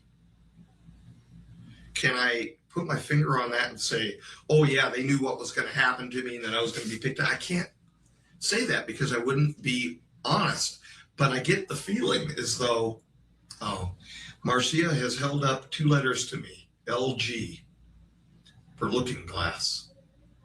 Oh, She I knows see. more. I see. I'm sitting here in the presence of an individual that actually knows more of the truth and cannot tell me, for whatever reason, more of the truth about what's happened to me than I know. Okay. She's just held up the letters LG for Looking Glass. She's indicating to me that they knew. In other words, and Looking Glass is the ability to look into the future. So what you're suggesting is that machine for that use, yeah. MJ12 was using Looking Glass, perhaps saw that the first son of MJ1 was going to die, and planned to groom you to carry on. It's possible. In his place. It's possible. Mm-hmm. But I've never been told by them that. Did J-Rod, excuse me, but the hints have been, forthcoming that is the reality involved. Because, I mean, even, and I don't know for certain that he was ever read into the program. God bless him, Jim, my mentor, Dr. Jim Reynolds. He was moved into places that almost set him up perfectly for Dodie's call, my mom's call that day, to talk with him at Long Beach Memorial Hospital. And she has since admitted, she admitted to Marcy that she received a sum of money. There are some not good things here, and I still love them both for everything that they've done for me, but yet there's an incompatibility now because I'm still the 8 or 9 year old boy in their eyes that they are willing to try to take sovereignty away from. It produces an incompatibility in the relationship. What we're trying to find out, though, is how did you hook up with MJ1 after that? I mean, well, the first time that I saw him was at the back of the meeting room at the George C. Page Museum when I was a member of the Los Angeles Microscopical Society. How old were you? 13, 14. So it was a few years after. It was a few years after I started becoming really interested in all of the beakers and the microscopes and things like that, where I was introduced to Jim Reynolds at Long Beach Memorial Medical Center. Jim Reynolds then introduced my mom and myself to John DeHaas, who was then an associate professor of protozoology, as I understand, at the University of Southern California. He was also the head of DeHaas Optical, a microscope salesman, who then put me in contact with the Los Angeles Microscopical Society at the George C. Page Museum, with whom he was associated as a member, as a senior member, in fact, at the time. During the course of my association with the LA Micro Society, I saw the former MJ1 walk in the back doorway. I sat at the back right of the room, which was where my spot kind of was. And I noticed him just standing back there, and he kind of just blended in with the crowd that was kind of coming and going. And he looked at me, and I looked at him because I noticed he was laying a little too long of a gaze on me. And I was paranoid as it was. I was scared to death just being around these bright people. These were accomplished scientists. Zane Price was one of them, who was the head of the electron micro lab at UCLA. I mean, these were accomplished people. And I noticed he laid this gaze on me from the back of the room, and he took his lighter and he opened, it was a Zippo lighter, and it had a United States Navy seal on it. And he just popped it and lit it and closed it up and walked out the back door. I had no idea who this dude was. Scared to ask anybody because I didn't want to look stupid. You know, I was a geeky teen. Later on, I find out that he just wanted to introduce himself to me early on. He wanted to see where I was in my life at the time. Now, of course, the association was already established because of the son Michael and all of that business from 73. This was like 1975, 76, right in that general time frame. So, okay. So that's my first meeting with him, but I didn't really meet with him at the time. He showed himself to me. I understand. And you have since developed a relationship with him such that there is affection there, and he does consider you his son. He treats me very son-like, yes. Okay. But would you also say that it's his, he regards you as his son literally, or he must be conscious of the shift or the transfer that took place. He knows what happened on board. We've had long discussions about this. Okay. In fact, during we had an entire night discussion about it one night. You know, I'm trying to do the right things by everybody. And that's the only reason why, to be honest, I mean, my debriefing must come out to the public to the extent that the authentic message, the truthful message of what I've seen comes out. And that concerns the extraterrestrial issue.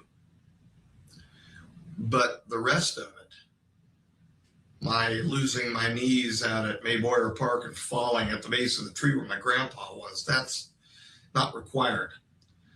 But for people to know that it's not bullshit, that there's a real human being behind it, as messed up as they are, probably more. But yeah, they ought to know that.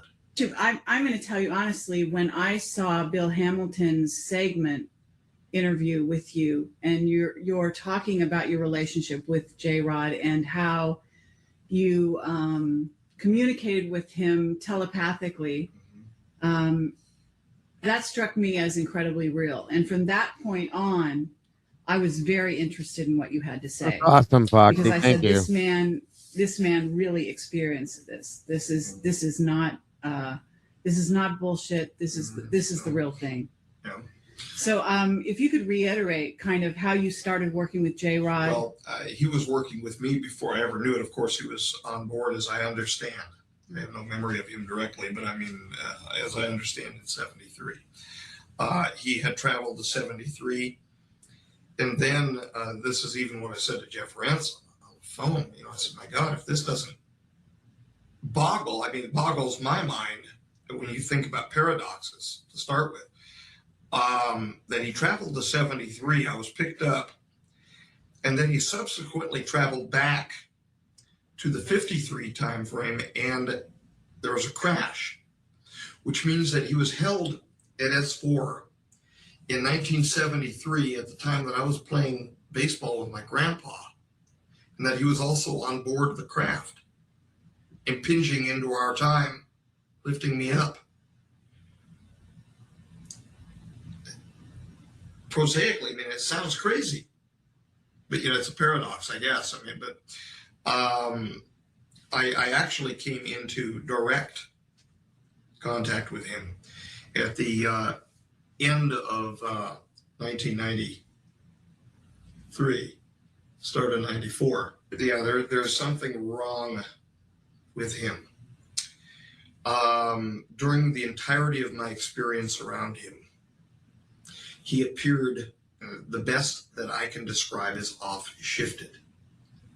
Almost like, he was physical. I felt him through the glove. There was matter there with me, but almost like he was a ghost with a body. He didn't belong. He did not belong where he was. Yet, when he would communicate, when he would do the entrainment, they thump you. It's almost acoustically. They thump you. And until they finally come into contact with the brain level waves where they can begin communicating. And it comes in waves. It's almost like clicks of a dolphin. It comes in waves. And then you feel yourself pulled in as the entrainment is occurring, that the perception is being pulled into his eyes. Very unwieldy feeling. But then they entrain, bringing you down to relaxed almost to a theta state, like an 8 hertz type theta state, where you're very almost like drowsy, and they tell you, they're not going to hurt you. He did that. He actually said that he would not harm me. When he stepped forward on me when we were doing the old bride's dance, as we nicknamed it, where I was supposed to step forward to him, almost like taking a bride step up the aisle. And then he did the thing back to me, almost jokingly, but it was so unwieldy because he broke the protocol. It's like everything that had been established of trust at that moment, it went to hell. And I got so afraid. There was an animal response in me at that moment, a very, very human animalistic response of get me the hell out of here. And I stepped backward and fell backward onto my back. And that is really what I perceived myself as doing. I said to Jeff, felt like I was a cockroach, lying on my back in there. And he walked up onto me, and I heard them yelling, "Fire the repress." They were going to intumesce him. They were going to hurt him so that he wouldn't hurt me. And I was trying to yell no, and I'm not even sure to this day if I really yelled no or if it was just in my mind. The stress was that bad at the moment. And he literally walked up onto me and sat on my chest. He didn't knock me over. There was, I think Ron or a couple other people said, he knocked you over in the cleans. He couldn't knock me over. He was too weak to knock me over. He even if he wasn't given his size, he couldn't have knocked me over. And how tall was he? Just a little over 3 feet, hunched down, almost 4 feet if he was to be extended out lengthwise, if he would be lying on his back and extended out lengthwise. But the malady, the pathologies under which he was suffering caused him to have weakness, change of gait, change of stance, where most of the time he was extremely hunched over forward and he really couldn't stand up straight. When he would walk, he would wobble and kind of shuffle. So he got on your chest. He walked onto your chest or sat on your chest. He was actually sitting on my abdomen area, but he was leaning forward with his hands onto my chest. Was he down? So he was communicating at that moment that he wasn't going to hurt you? Yes, he said, I won't hurt you, Beanie. He called me Beanie. And that goes to Beanie. He broke English up very strangely. And you heard this in your head, I'm assuming. I heard it in my head. It wasn't out loud. No, I heard it in my head, in my own introspective voice, but clearly not coming from me. Mm-hmm. You know the sound of yourself when you talk to yourself, self-talk. It's the same sound, except it's the wrong linguistics. It's the wrong wording. You can tell it's not you. And initially when that happens too, there is from my perspective, initially when it was happening, there was a very panicky feeling. But of course that initially happened when I was part of the B unit team when Stephen was still going in to the clean sphere. He looked at me through the clean sphere and spoke to me and said, I remember, and hello. Meaning the person who it was, you call, what is his name again? The J-Rod looked at you. Kaela looked at you when Steve was in the clean sphere with him. He turned around and looked at you. Yeah, he turned around and looked at me. I was part of the B unit team to start with.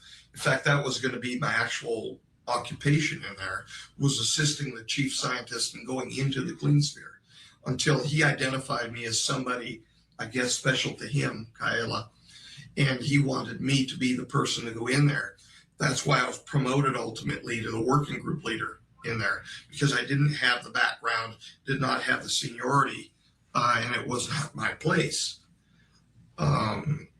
But that's why the promotion happened. It was okay, so well, a lot of promotions happen in the world, I think, but but to go back the to Peter where principle. He went onto your chest. He told you he wasn't going to hurt you. Did they actually zap him then, or did they? I don't believe so, because I would have felt he began to entrain me immediately and strongly, and he relaxed me. The enkephalins, the endorphins were going big time. They entrain on several levels, and they're able to relax you by actually flooding you with natural opiates. Mm-hmm. Like a runner's high. Right. So what happened after that? I'm assuming or you the got high to that you receive as you're going through natural death process. Mm-hmm. Yeah, when you naturally kick out the, Yeah. But okay, but what happened after that? After that, I began to sink away from what was going on in the clean sphere, and with the panic that was going on over the radios, because I heard them. We had two separate units, an A unit and a B unit on the radio. They were like separate radio frequencies, and I could push the button and talk independently, but they were stepping over each other, screaming, saying, "Get a secondary unit ready to get me out of there." They were going to enter in to pull me out, and you can't just step in there that quickly. I mean, they've got to suit somebody up, bring them in, and you knew before you were going in there that the J-Rod, we were trained that they were a threat. And Really? so that we were not supposed to communicate privately with them or anything like that, that we had a certain job to do and we were to get it done. And that was the scientific job of removing the samples, and then the studying of the samples for the back engineering. These are the reversing like chemicals. The idea was to reverse an illness that he and his people have, which is the 52. The 52s, and what we were trying to do initially, jumping off onto the biology a little bit, what we were trying to do is we were trying to actually strip the exterior cytoplasm off from the cells and produce cells which would be independently functioning then to understand those cells biochemically, genetically, so that those cells could then be re-added as a graft into the J-rod to attempt to ameliorate the neuropathy. That's what one of the stated goals was. Easier said than done. But we were told, though, that if something would go wrong in there would be no immediate fix. You weren't a million miles away, but you were several thousand when you were inside there. So you were very alone, even though you had radio communication. It was essentially being isolated on the space shuttle, if you will. And not that easy to get you home, because they had to do all of the repressurizations of the gantry, bring somebody new in, then get you out, then get you detox, the cleansing, the decontamination, and then get you out of there, then get you out of the suit, then give you medical treatment. So we're talking a couple hours. So if something goes wrong in there, and they're potentially able to harm you because of the entrainment, you're dead. And that's, you accepted before you ever accepted going in there. But to a large part, it wasn't bravado on our part saying it's no big thing, but you had to accept that just to work inside the facility. You knew that if there was a contamination, if the alarms started going off, the old joke was get in a straight back chair and lean way over and kiss your goodbye. It was over. Because if the alarms started going off, you were sealed into the facility, and they were going to pump the gas in and fire the fuel air device. Boom. That's what the explosive valves were for, the so-called escape tunnels. For you to get out in case there was an emergency. Those were blow-off vents. So they could blow off and explode the facility, blow off out of the papoose range, and keep the remainder of the facility intact. So, but your experience with the J-Rod and the other ones you've met has basically, were you afraid for your life at any time? In other words, I was afraid for my life when he stepped toward me. Absolutely, I was. At that moment, but it was a very transient. It was an ephemeral moment. How did you? It passed off very quickly because biochemistry helped me calm down when he trained me. How did you feel, though, in your sort of interactions with him? In other words, do you feel that you said you didn't remember knowing him in the original meeting in the spaceship, right? Right. But he remembered clearly. He remembered. So did you feel that you actually developed a friendship with this being? I absolutely did. And that it grew over time, or did you feel that it was instantly there? That's a good question. I'll say that I felt a kinship to him all along from the time that he first looked over at me. And that may have been a consequence of me being picked up in the park. That may have been. My trust in what he was saying to me grew over time. Because I remember asking you that. Yeah, specifically asking you that. My trust grew over time. Right. But there was an extant kinship there with him. And I think that may have started because of the pickup in '73.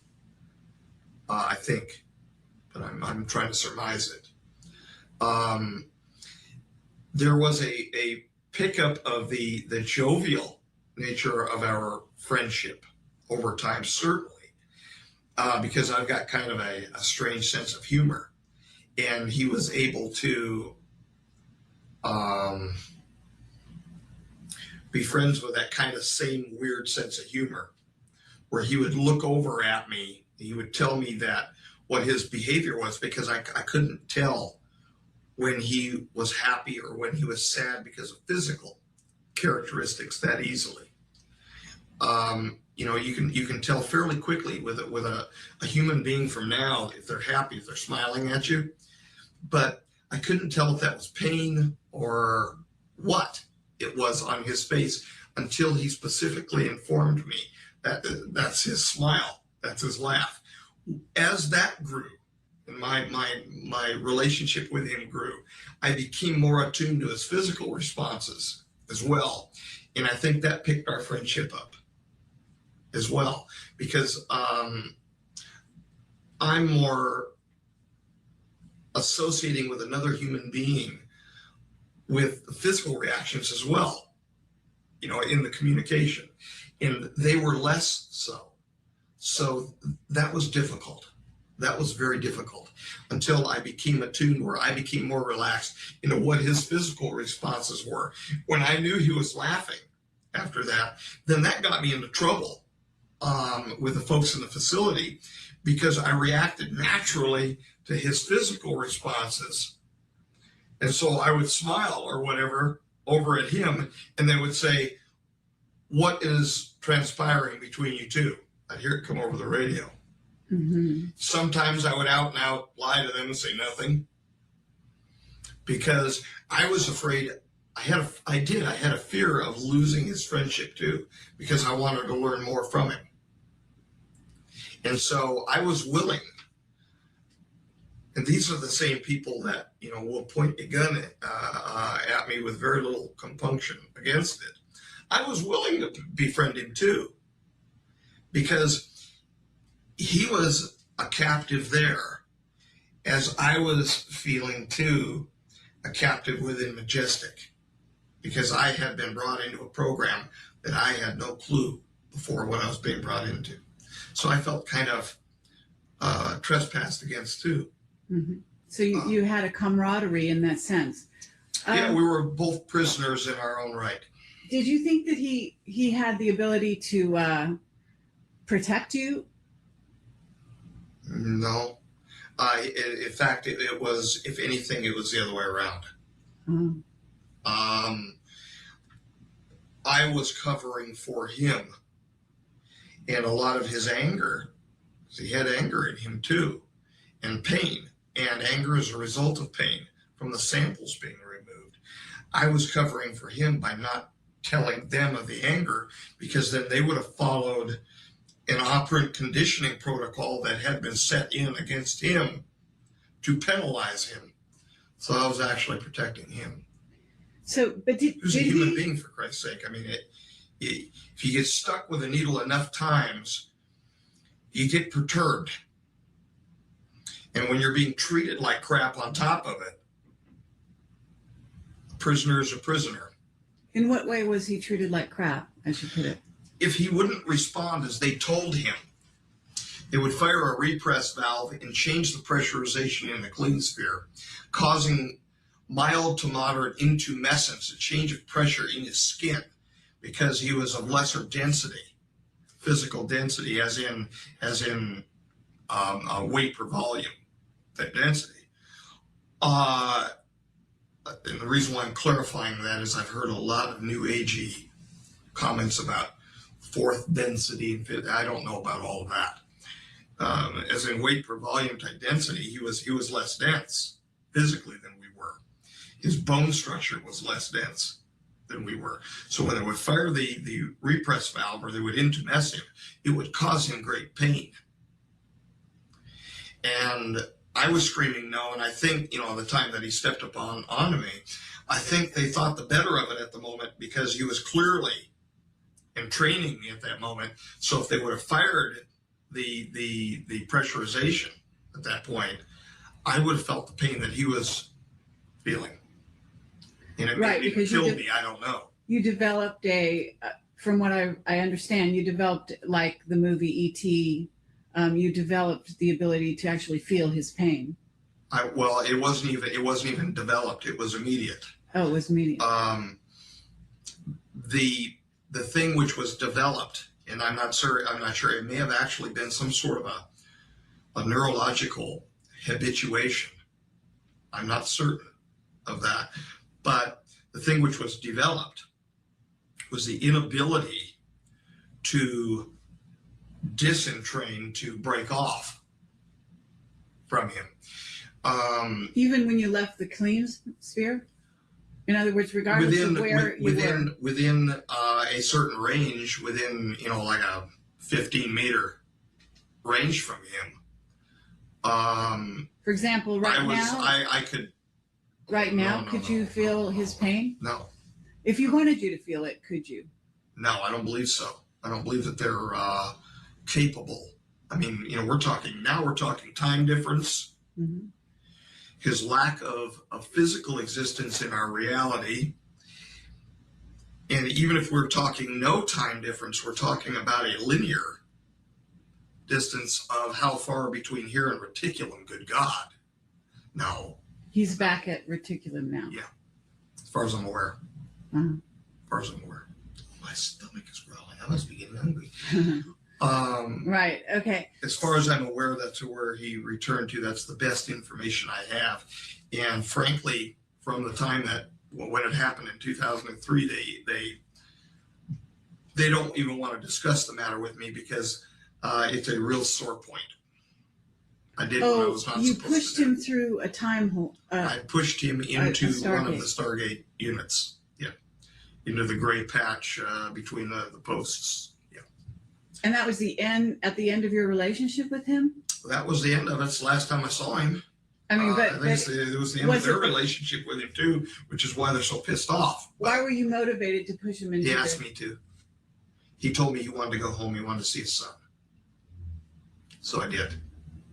So he was a prisoner, but at some point you were in a position, I'm thinking this was in Egypt. Somehow you guys were taken to Egypt. Yeah, I was flown there. And so was he. Yeah, but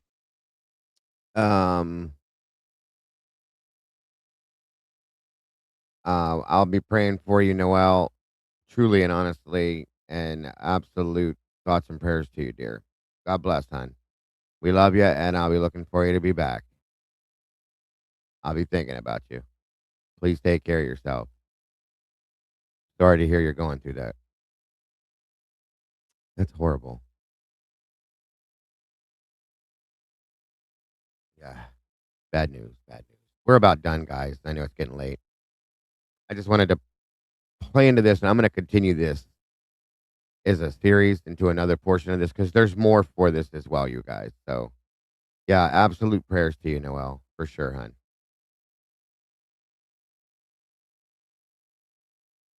But over a different transport. He was already present by the time of my arrival. There was a communication protocol going on. He was communicating something, and I was never really told. All I was told was that there was a problem with his communication, and they wanted me to be there to cause him to relax or whatever to facilitate the discussion. And so they wanted me basically there as an idola theatri, as an idol of the theater. They wanted me present. They wanted me there as a ruse of kinship with him. And the kinship was no ruse, and that's something that they misinterpreted, I guess, over these years, that I have more of a kinship with a present day human versus him. And to me, although he was offset, although he appeared different, that he didn't belong, he's still a human being, and a human is a human is a human to me. So I had a true friendship with him. There was a true affection there between the two because he was showing me things from his childhood and I was showing him things from mine, and we were actually enjoying each other's experience of each other, a friendship. It was a true friendship, and I don't really think that Majestic ever regarded it that way. They feel themselves so damn superior, or that we're superior to them. And maybe it's a reaction. I don't know, maybe I'm rationalizing it, that it's a reaction to the P-45's feeling that we're inferior. The so-called rogues' feeling of us, maybe it's some sort of a railing against that or a reaction against that they developed the attitude. I don't know, but I know that I wasn't superior to him and he wasn't superior to me. Much brighter, but we're still just human beings. And just because somebody is brighter than somebody else, it doesn't mean they're superior. So in I'm just trying to figure out why in Egypt he was there. I'm obviously doing some work with them. He was there as part of a communication program that they had ongoing after our program, well, way after, almost a decade. Almost 10 years later. Well, I mean, it had ended in 96, and we had some more briefings in 97, but that was about it. So you're saying that this happened recently, that you pushed him into the Stargate? It happened at the end of 2003. And, I could tell from the relationship with him that he was being honest with me. Now, again, there have been those that have criticized and said, well, look, this guy is 52,000 years along an evolutionary line, which does not necessarily make him smarter, but certainly not better. I mean, look at the pathology, but that he had the ability, if he was a human being, to lie. Mm-hmm. Yep. And we talked with each other about lying, and Majestic never knew that. But he told me about things which would be happening in the future, generally inconsequential things. And then there were some very consequential items, but some generally inconsequential things that happened subsequent, which told me not only was he from the future, that he had access to future material because nobody could have predicted conversations, but that he was being honest with me as well. I could feel his heart. And that's all we can really do. They turned it into a joke on Coast to Coast. The Coast to Coast AM Challenge with Bill Burns and George Norrie. Will you step up to the plate and take this polygraph exam? No, because a polygraph doesn't work. If a polygraph worked, we wouldn't need juries. We judge other people, other human beings, by their honesty, by empirical data and evidence as well, but by their spirit as well. And the spirit that I judged him by was what I was feeling from him, from his heart, from his mind. And I judged him by his relationship with his child, by how he regarded his mother, by all of these things that we choose to regard in the human family to make decisions about each other. The same things. I mean, these common things were still present. So there were very, many uncommon aspects to their society, to the negating of emotion and the negating of personal names out in society, but still being carried within families. There was a common theme to the human family, which was still extant in his time. And I used that as part of my prudent discernment of him, or God, I hope it was, that he was a good human being. So you assisted him in going through the Stargate. I pushed the Segway type transport set on the stroller. They looked like bell jars almost, over the top of Segway type strollers, where you could, almost waist height, where the bar was, where you could push it in whatever direction, and it took very little effort to move it. And he asked me to go home. So you pushed him, and what happened to you when you pushed him? I pushed forward, then the next feeling was a feeling of numbness. For a brief moment, I thought I really screwed up, maybe killed myself or whatever, because I literally felt numb everywhere. Then I remember a flash of gray, and then I was seated coughing on a block about 20, 30 meters away maybe. And I had people rushing up to me, still over dramatically, actually cocking an automatic firearm at me, screaming at me. And I was grabbed, picked up from the block, and taken over and said, you're under arrest. And I mean, I committed a violation of the protocols, and I was being threatened with weapons to my head and things like that. So how did Majestic... What did he say to you? And are you a spy? And they were just acting paranoid. No, I wasn't a spy. I just shoved him into the Stargate and he went bye-bye. And that's essentially what happened. How did Majestic react after that to you? Very angry, including the people with whom I'm the closest, save the one present. Very angry toward me. And how do they act? How does Majestic act when it's angry? I guess this gets back to haven't you been tortured? I mean, isn't this right? I don't call it torture, aside from the fact that I've been falsely imprisoned. That's torture. I was, for a couple periods of time, put at S4 in level 3 and basically told that's where you are for now. Level 3 meaning, was it a cell? No, it was one of the rooms, one of the small suites, if you will, which were originally put in. There's 12 of them in this trident. There's 3 groups of 4, and I was put in Bay Unit 1 over to the left, and it was essentially, it contained all the amenities. I could ask for food, got anything I wanted, except for I couldn't leave. There was no freedom. I consider that torture. The other items are acts of unkindness.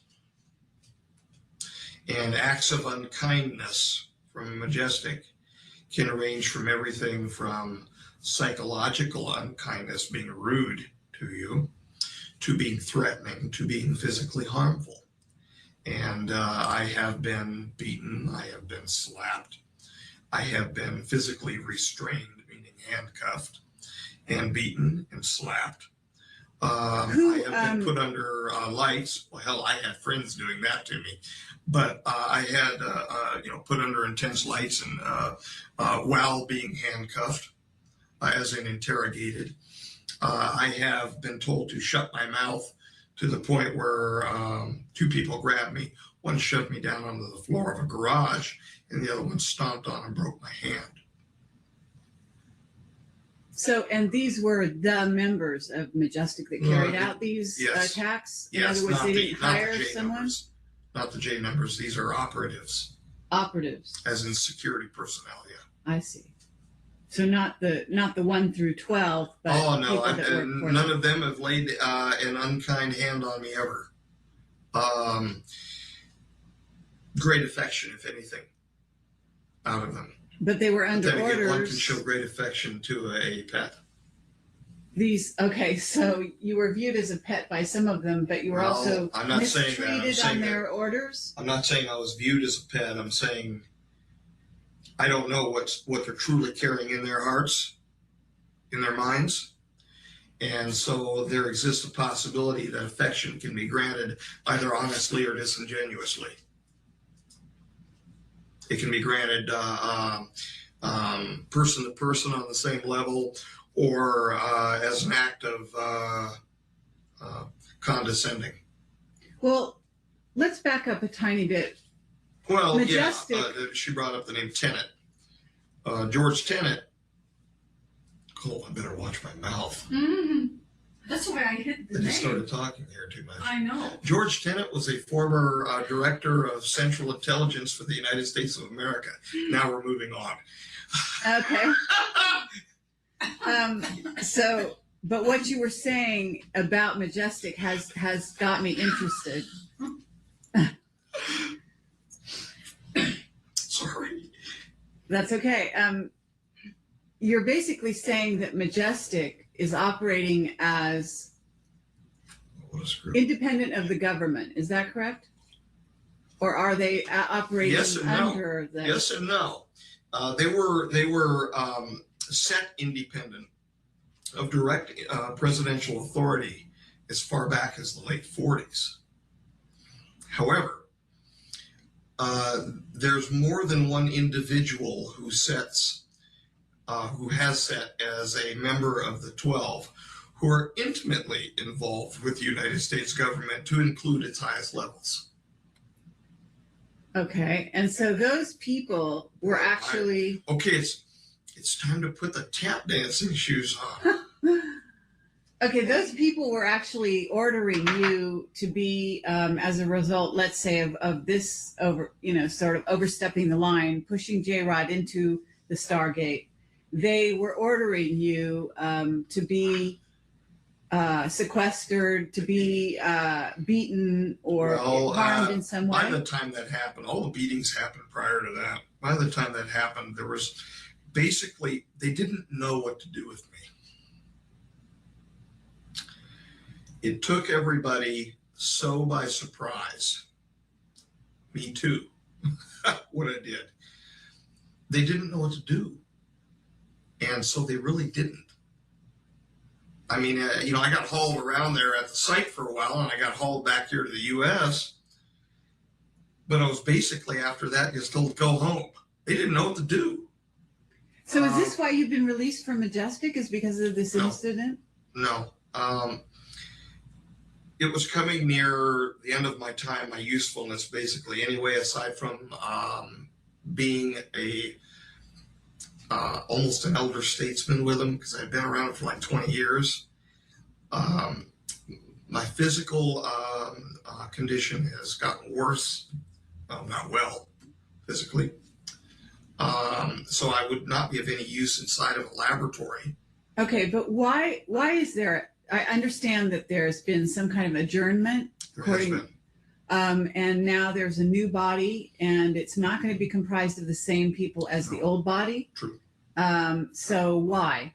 Why have they changed members? What's the motivation? There's a switchover between two secret societies going on. One is handing reins over to the other, and it has been long planned. However, it's not been long known by me, but it's been long planned, probably decades. I'm certain it has to have been for decades. So Majestic is ruled by a secret society, is what you're saying? Well, Majestic has been the most famous, next to probably the Freemasons, secret society of itself. And there are many of the Freemasons who inhabit the Majestic as a consequence of their relationships. All right, guys, I am burnt out. It is late, and like I said, there's going to be more to this stuff. A secondary part, of course, and probably a third, because there's a bunch of other things that go along with this within the basis of the experiments that started within Area 51, so on and so forth, and blah, blah, blah. So thank you guys for joining us tonight. For those of you that are still here, appreciate you very much. And I hope you guys have a great night. I will be back tomorrow. We have some stuff to break down in the Idaho 4 case. Surprise. Thank you all for joining us. Please don't forget to love yourselves, love each other. If you have not yet done it, please hit the like button. And don't forget, the truth is out there, everybody. We'll see you soon. Bye-bye.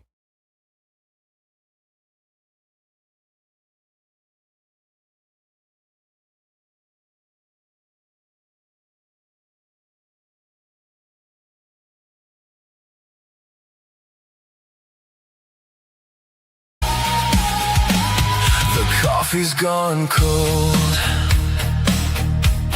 The neon still hums. Another night's ending. Another question comes. Maybe nothing happened. Maybe everything did. The files stay buried. The stories stay alive. The headlines fade, but the echoes remain.